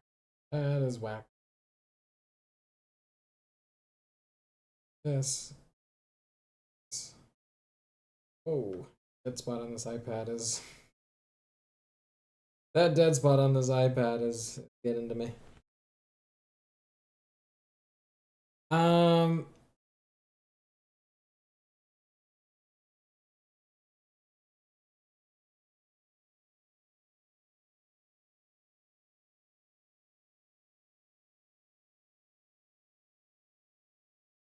Yeah, I'm just going back to that sales thing. I can't really describe how little passion I have for that, sales in general. I can do it, but I kind of broke a promise to myself, and maybe to some people it doesn't mean as much, but I broke a promise to myself, which was I got fired. I worked for AT&T for 3+ years as a sales rep, and after I lost that job, um, because I wasn't willing to sell something that was so like with this product, as I was mentioned before, that I said, you know, I can help or try to help businesses with the product and focus mostly on just pursuing businesses that won't take a negative effect from it. AT&T was completely different. At the time, I had a manager that made my life hell. He consistently badgered me to try to sell this product as being a requirement to get insurance on your phone. And he was trying to do that to boost the numbers. So, for example, for a period of time, I think the thing was called AT&T Apps or something along those lines. I can't remember. It was a long time, but he kept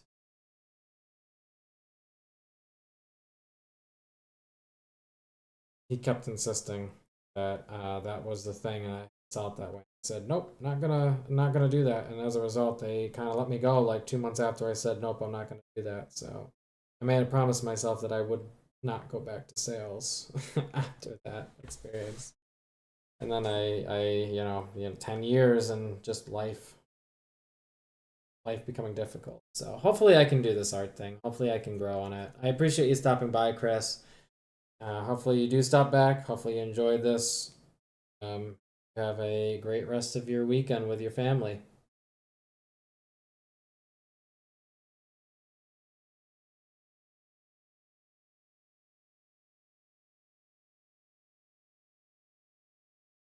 Dude, Drake, are you seeing how clean? Is it Herbalife? It is not Herbalife. Is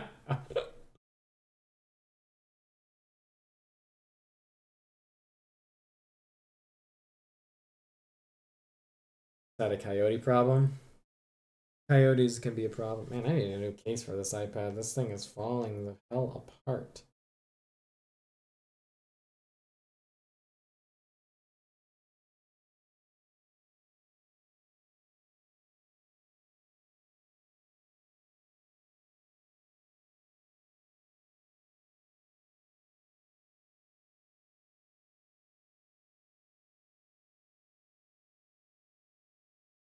I can't wait for the color either. I think it's gonna look so sick when I start the. It's not just the coloring, but also the shading. Because that's also a factor too. When I actually start shading, you're gonna get to see like depth. This thing finally.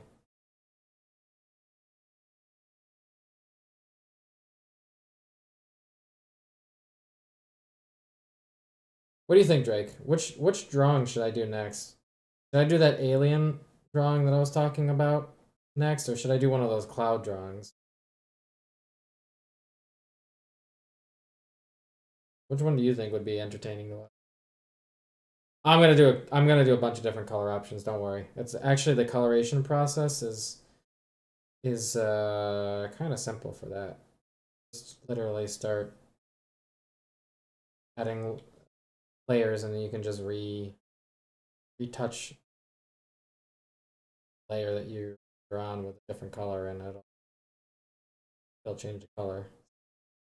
The coloration's not too bad or too hard for me. Don't worry, there'll be colors.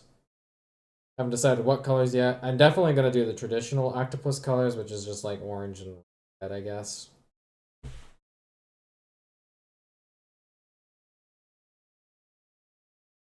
Alien always. All right. Well, then I guess the alien is where we're going next. I have to start. I'm gonna have to start finding inspiration from their like not art pieces, but like images and stuff like that. gonna have to start looking up like gray aliens and stuff like that so I can get an idea of like head shape. I mean, I have a general idea of head shape. It's pretty much just like just an oval, a misshaped oval with like a pointier chin.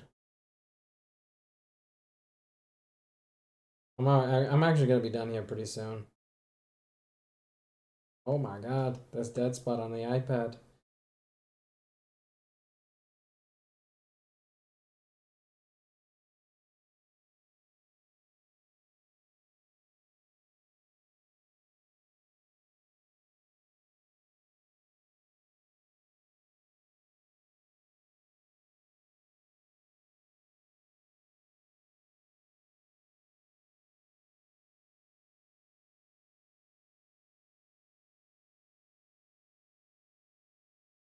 There, it was like an empty spot. So you're always down for anything, alien. Yeah, I'm kind of the same boat.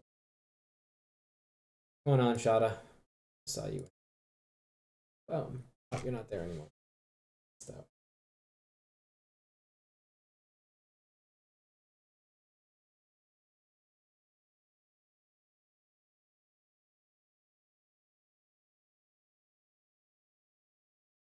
There's probably about another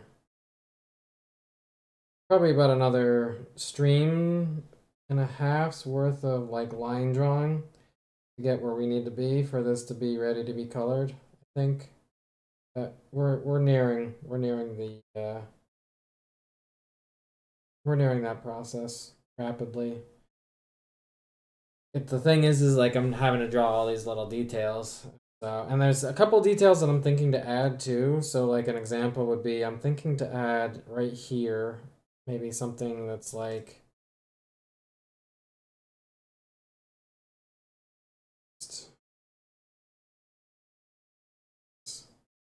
thinking to do something that's kind of like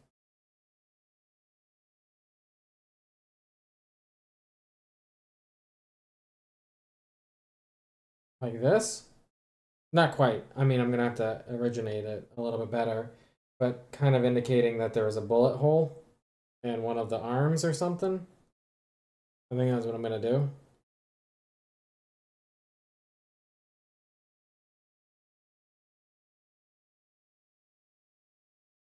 Obviously, I'm gonna have to make it look a hell of a lot better, but thinking to add. I was thinking about it when I was drawing the idea out further in my head, fleshing it out with color, and I was like, there's one more detail that I really wanted to add to this, which was indicating that the fight had already kind of broken out, you know, and me having a bullet hole somewhere is a really great indication of that.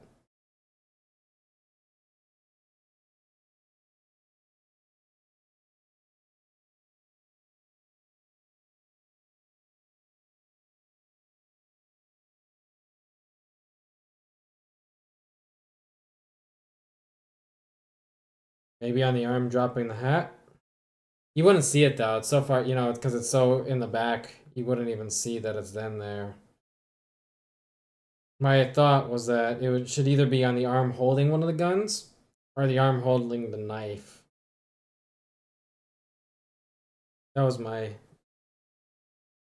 that was my thought. Or maybe on this back one, like this really far back one, but well, I don't know. It feels a little out of place for it to be in the back, unless I had it be like a bullet graze where it's like, you know, just like a little. Ooh, hey. Okay, well, that actually didn't look so bad there. We're not going to have it colored like that, because obviously, but have it be like a bullet graze where it's just like some bloody lines or something. I don't know. I'm not sold on that concept. I think I really want to have it. If I'm going to put it anywhere, I think it would make sense to put it somewhere in here, somewhere over here, just something toward the front so it's an actual front detail that people can make sense out of.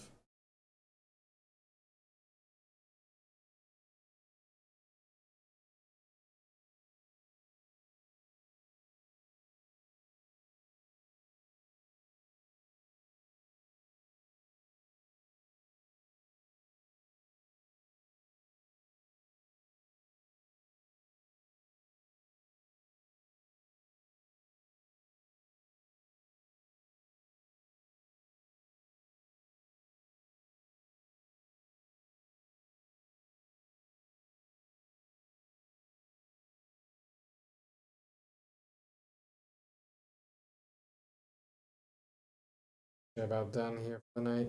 Let's just looked at the time again. Time is just flying. Yeah, exactly. He'd probably get hit in the front. That's exactly my thought, is that he'd probably get hit in the front. And the wound would be somewhere like that. The idea for the bandage thing is more just he's been in previous fights, so that's why he's got the bandage on the front arm. But I want to indicate that he's in a current fight too. And he's prone to fights as well.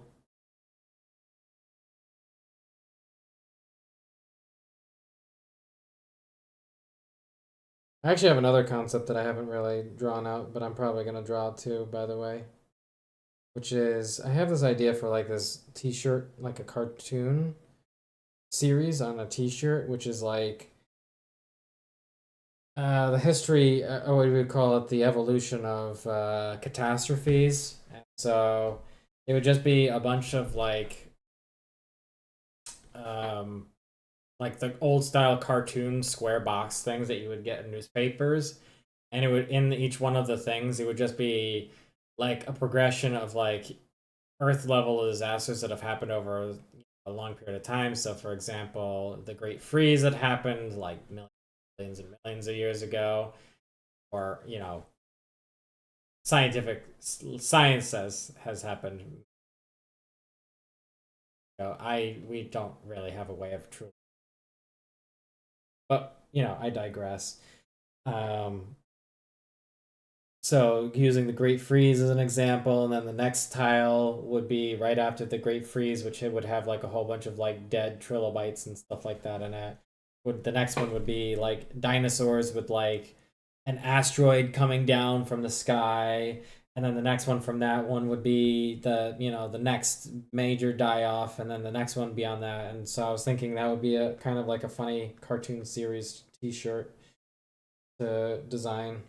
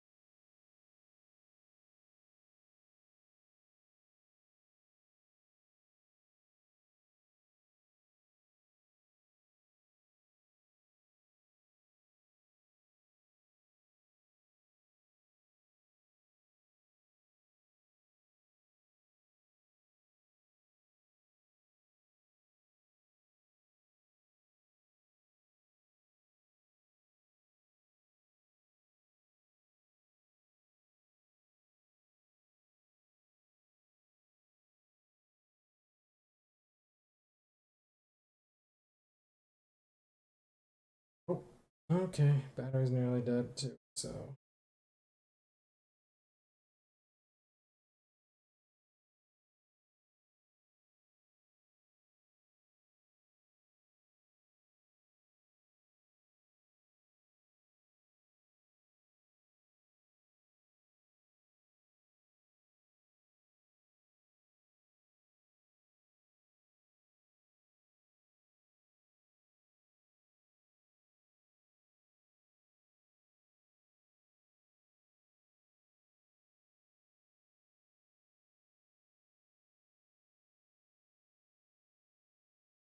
Oh, we were watching a video too.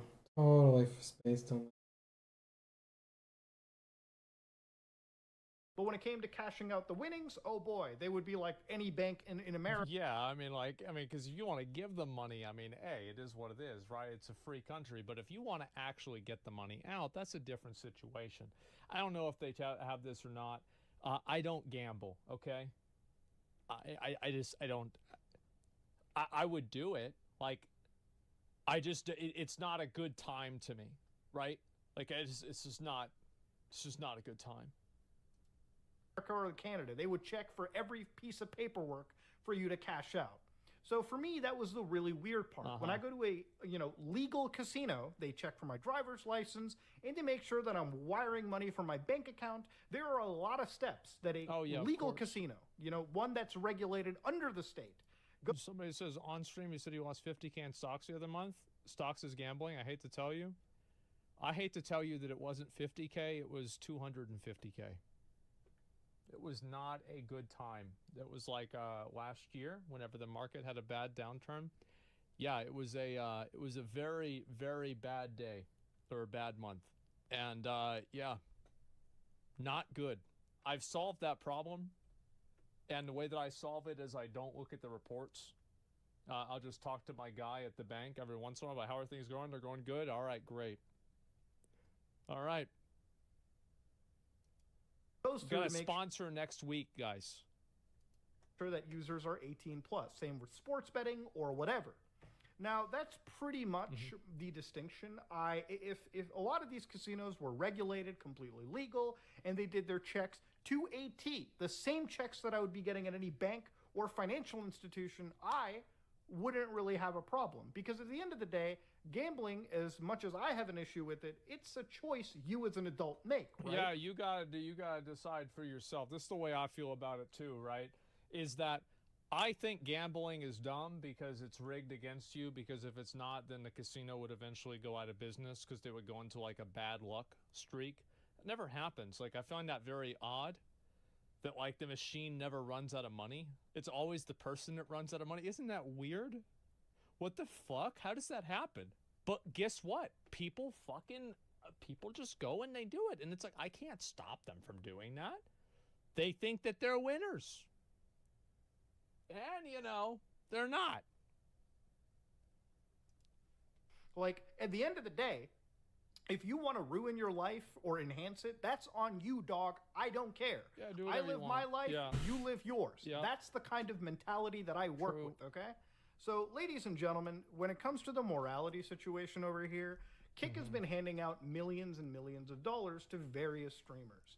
And I can definitely sense some green eyeshadow when it comes to certain streamers because, yeah, that's a lot of money that I guess anybody would wish they would have. Who doesn't want to have $50 million extra? I would like $50 million. That would be nice. In their account, $100 million.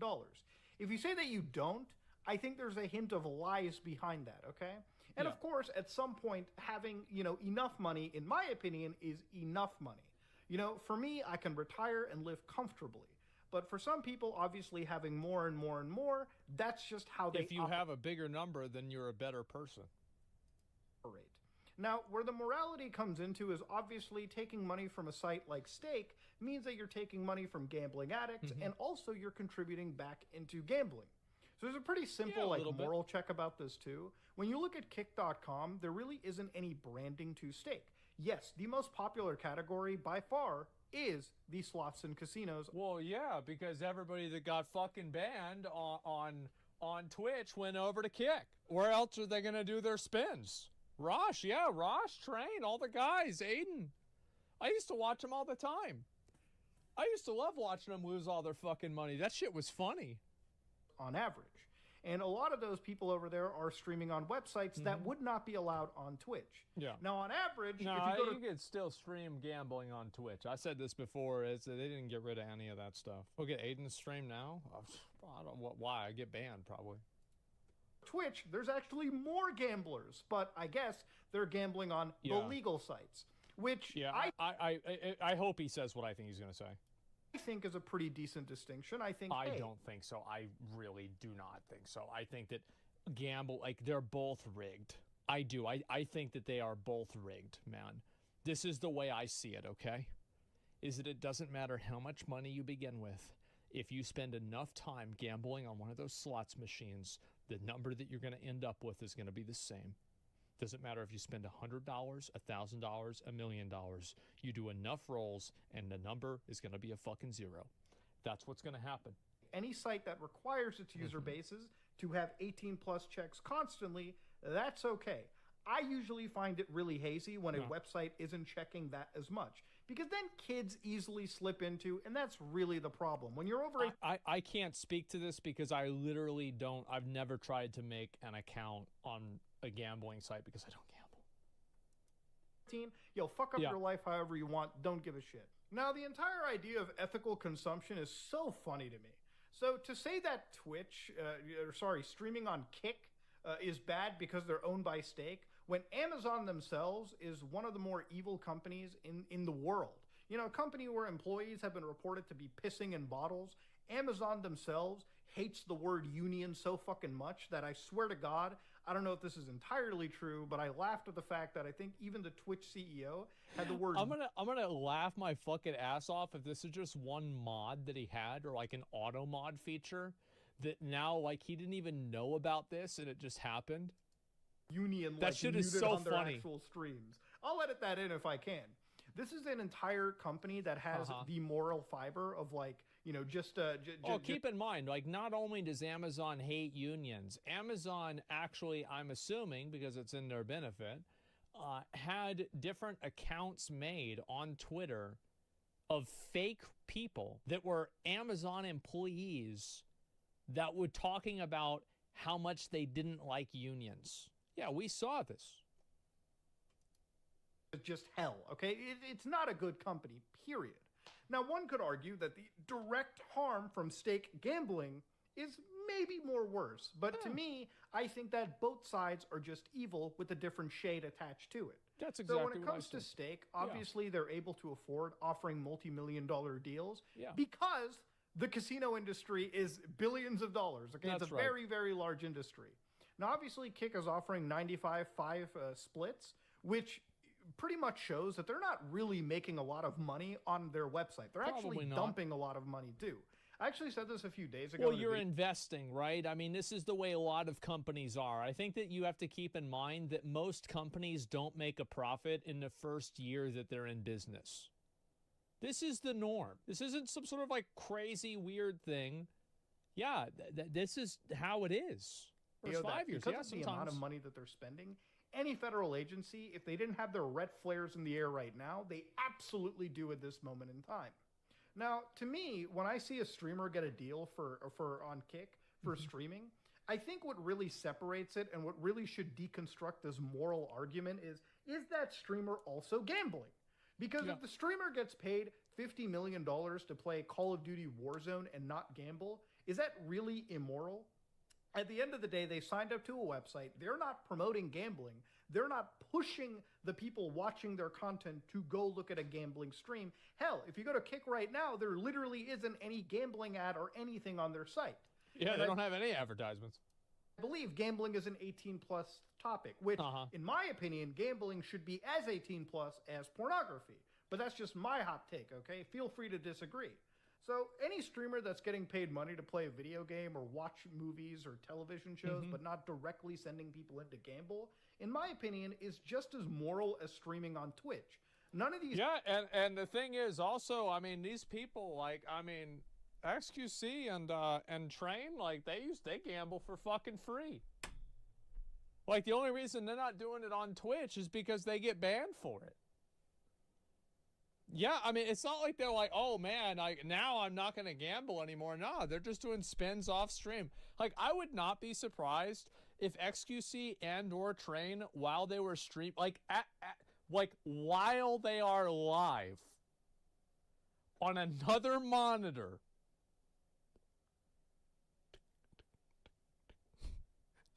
fucking doing that shit. I would not be surprised at all. Deals so far, at least the big ones, have ever shown that a streamer needs to be gambling at any given hour to also like subsidize their deal. No, that doesn't appear to be the case. No. Now, obviously on Amazon, you know, people play gameplay on their website without ever pushing Amazon's principles. I think at the end of the day, the moral argument should literally be taken with 2 extra steps. Okay, you should A, look at if these websites are promoting unregulated versus regulated websites. Yeah. And 2, if the streamer in question is also fucking gambling. If the streamer isn't, then is it Yeah, really if you want to gamble on stream, go ahead. I mean, fuck. To me, it's like, if it's not against the law, people are going to do it. That's it. Now, I'm not a fan of it, but I'm not a fan of Minecraft either. I'm not going to I can't shut that down. Just let people do what they want to do. moral to be streaming on Amazon's platform or Maybe I Stake's haven't platform? played the right Minecraft. At the end of the day, if we're looking at the I never evils got of into both it. sites, I'm All sorry. right, this congratulations, is guys. Both are fucking evil. Yeah. One of them promotes gambling, which is a very addictive vice, and the other one hates the working class. So in my opinion, both of them are fucking evil, okay? That's just how it works. See, that he's not wrong. They are both evil. That is definitely the way it works. All right. This is where we're gonna end for the night. I got a lot done today, actually. This is actually way further along than I had expected to be. I cleaned up so much on this design. I'm really happy where it looks right now. It's looking really mint. Like, this is looking... I know for a fact when these people see the level of like clean lines and detail that I put into this, they're gonna be all over this, and I am very, very excited for that. So, yeah, I guess tomorrow, we'll do one more stream this week for this. If this is what you guys want to continue watching, I'm totally down with it. It's given me an aspect to and an avenue to pursue something I really enjoy doing. Lets me watch videos, kind of chill. I do want to get back to playing some Zelda, but I also really want to get this drawing done.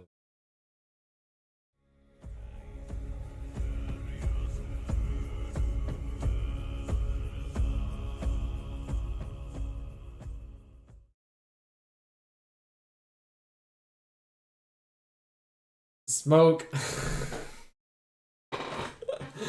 You would come and raid me at the tail end of mine. You would come and raid me at the tail end of mine. I appreciate that. I do appreciate it. I'll make sure to pass them off to someone good. You haven't. I mean, basically, what you're seeing right now is what I've been working on. This is my current art project that I'm on. You guys are coming tail end of it. You've been listening on and off? Well, I'm glad you've been listening on and off, Duns. It sucks that you were just starting to learn Procreate and your iPad died. That really is a bummer. I can definitely feel the vibe and pain of that. That's definitely happened to me in the past, where I start something happens. Lose my progress on what I was working on because of being damaged. Yeah, Smoke, you came in and you raided me at the tail end of my stream too. I was actually on my way out because it's nearly 4 a.m. my time and I need to get some sleep. I need to go to bed. Had a long day. I still appreciate the raid. It means a lot. It's a bummer that it came at the tail end of mine. I'll pass them off to someone good. Don't worry. I'll get your crew into a good stream. Someone entertaining, so you don't have to worry about that.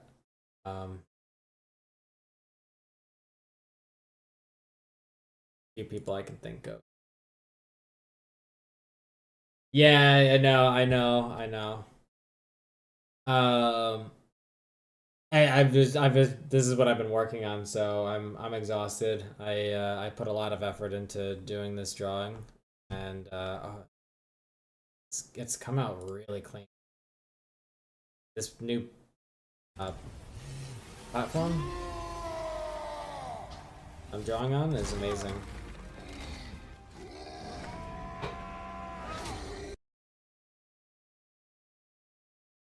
Holy crap, Smoke. I appreciate the 10 T fuel, dude. You didn't have to do that. I really appreciate it, though. It means a lot. It'll go to good use. It will go to a good use. Whatever it is, I don't know what I'll make it yet.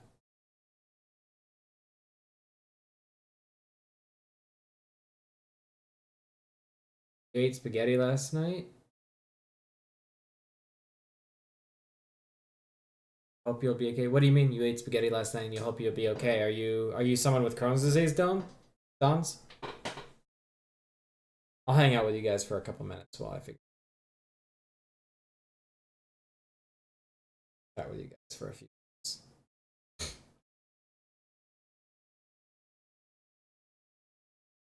I think for the inner part of this, I'm probably gonna have that be stitches going. I'll make the stitches look a little bit. Man, this is looking so good. It's so clean. So clean.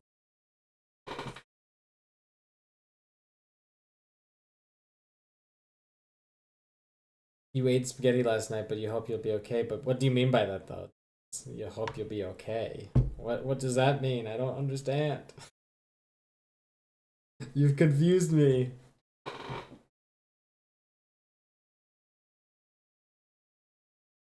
So it's up to you guys, honestly. I'm, tomorrow we can continue down this. We can continue drawing this. I have a feeling that's what probably a lot of people are gonna want to see. Just me continue drawing this. Or we can play some Zelda. That's pretty much it. Those are the two choices that I have for you guys.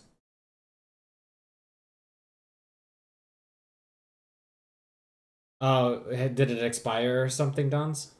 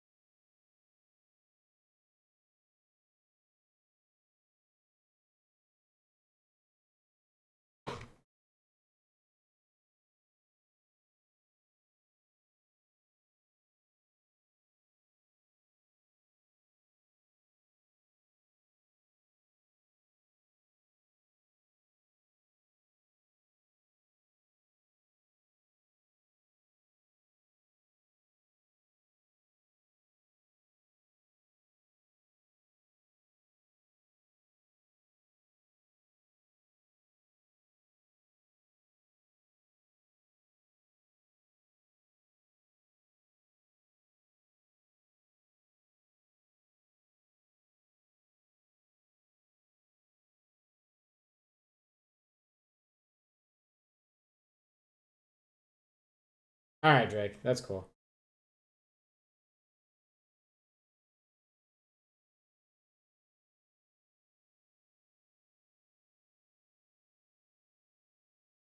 You like the drawing? Okay, Dons. Well, it's probably going to be more of the drawing. And it's probably just going to be more of the drawing and listening to whatever videos I find, to be honest. uh,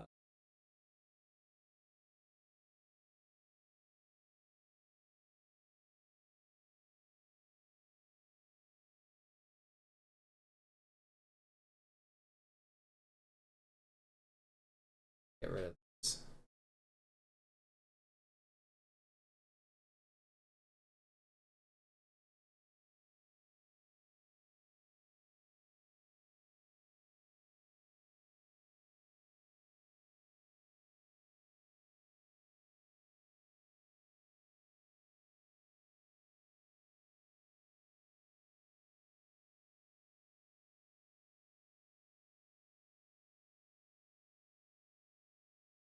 Hey, Twitch Joa. You're coming in at the tail end, but it's great that you stopped by.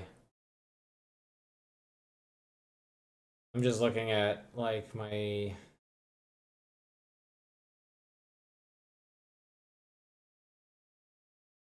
know what I should do? I should.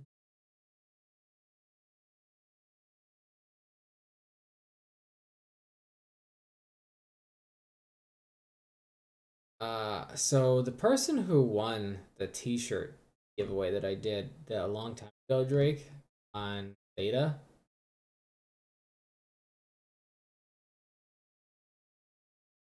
Never claimed it.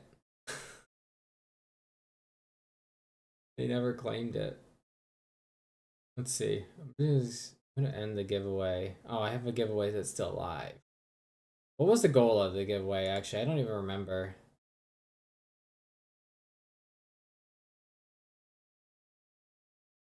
Oh, when I hit the 100% chat complete. Yeah, okay. I never did. I don't think I ever completed that.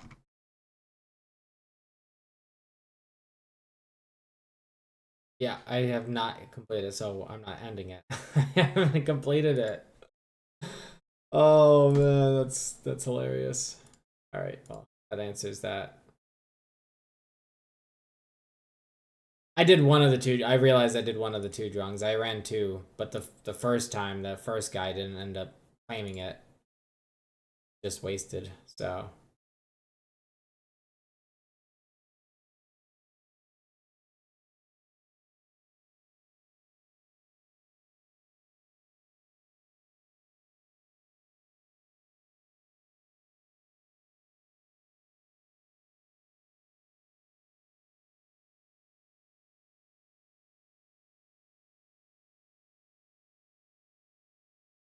All right, Dons.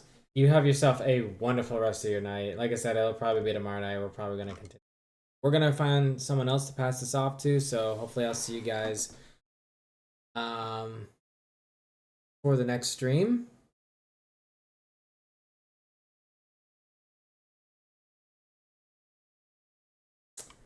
Till next time. Good luck with whatever games you guys are playing. I hope you guys have some epic time, epic fun, epic adventures, even if it's in your dreams. You put in another 25k. Okay.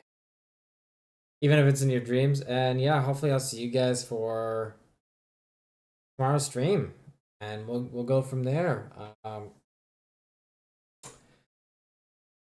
CVTV. Yeah, I did, Dons. I did. I unfortunately my life has been on and off with the streaming thing. I'm trying to actively really pursue it, but it's just my life has been on and off because of my life and stuff. So yeah. So anyway, guys, hopefully you guys had some fun. Hopefully I'll see you guys for tomorrow. I'm gonna pass you guys on Theta over to someone else. Kick. Not enough viewers there yet to do any active raids, so hopefully that changes. I don't know what Bones Nasty Dojo is, but that's what we're gonna go to next. He seems to be doing some sort of workout stream or something. Hopefully he's a little bit entertaining, so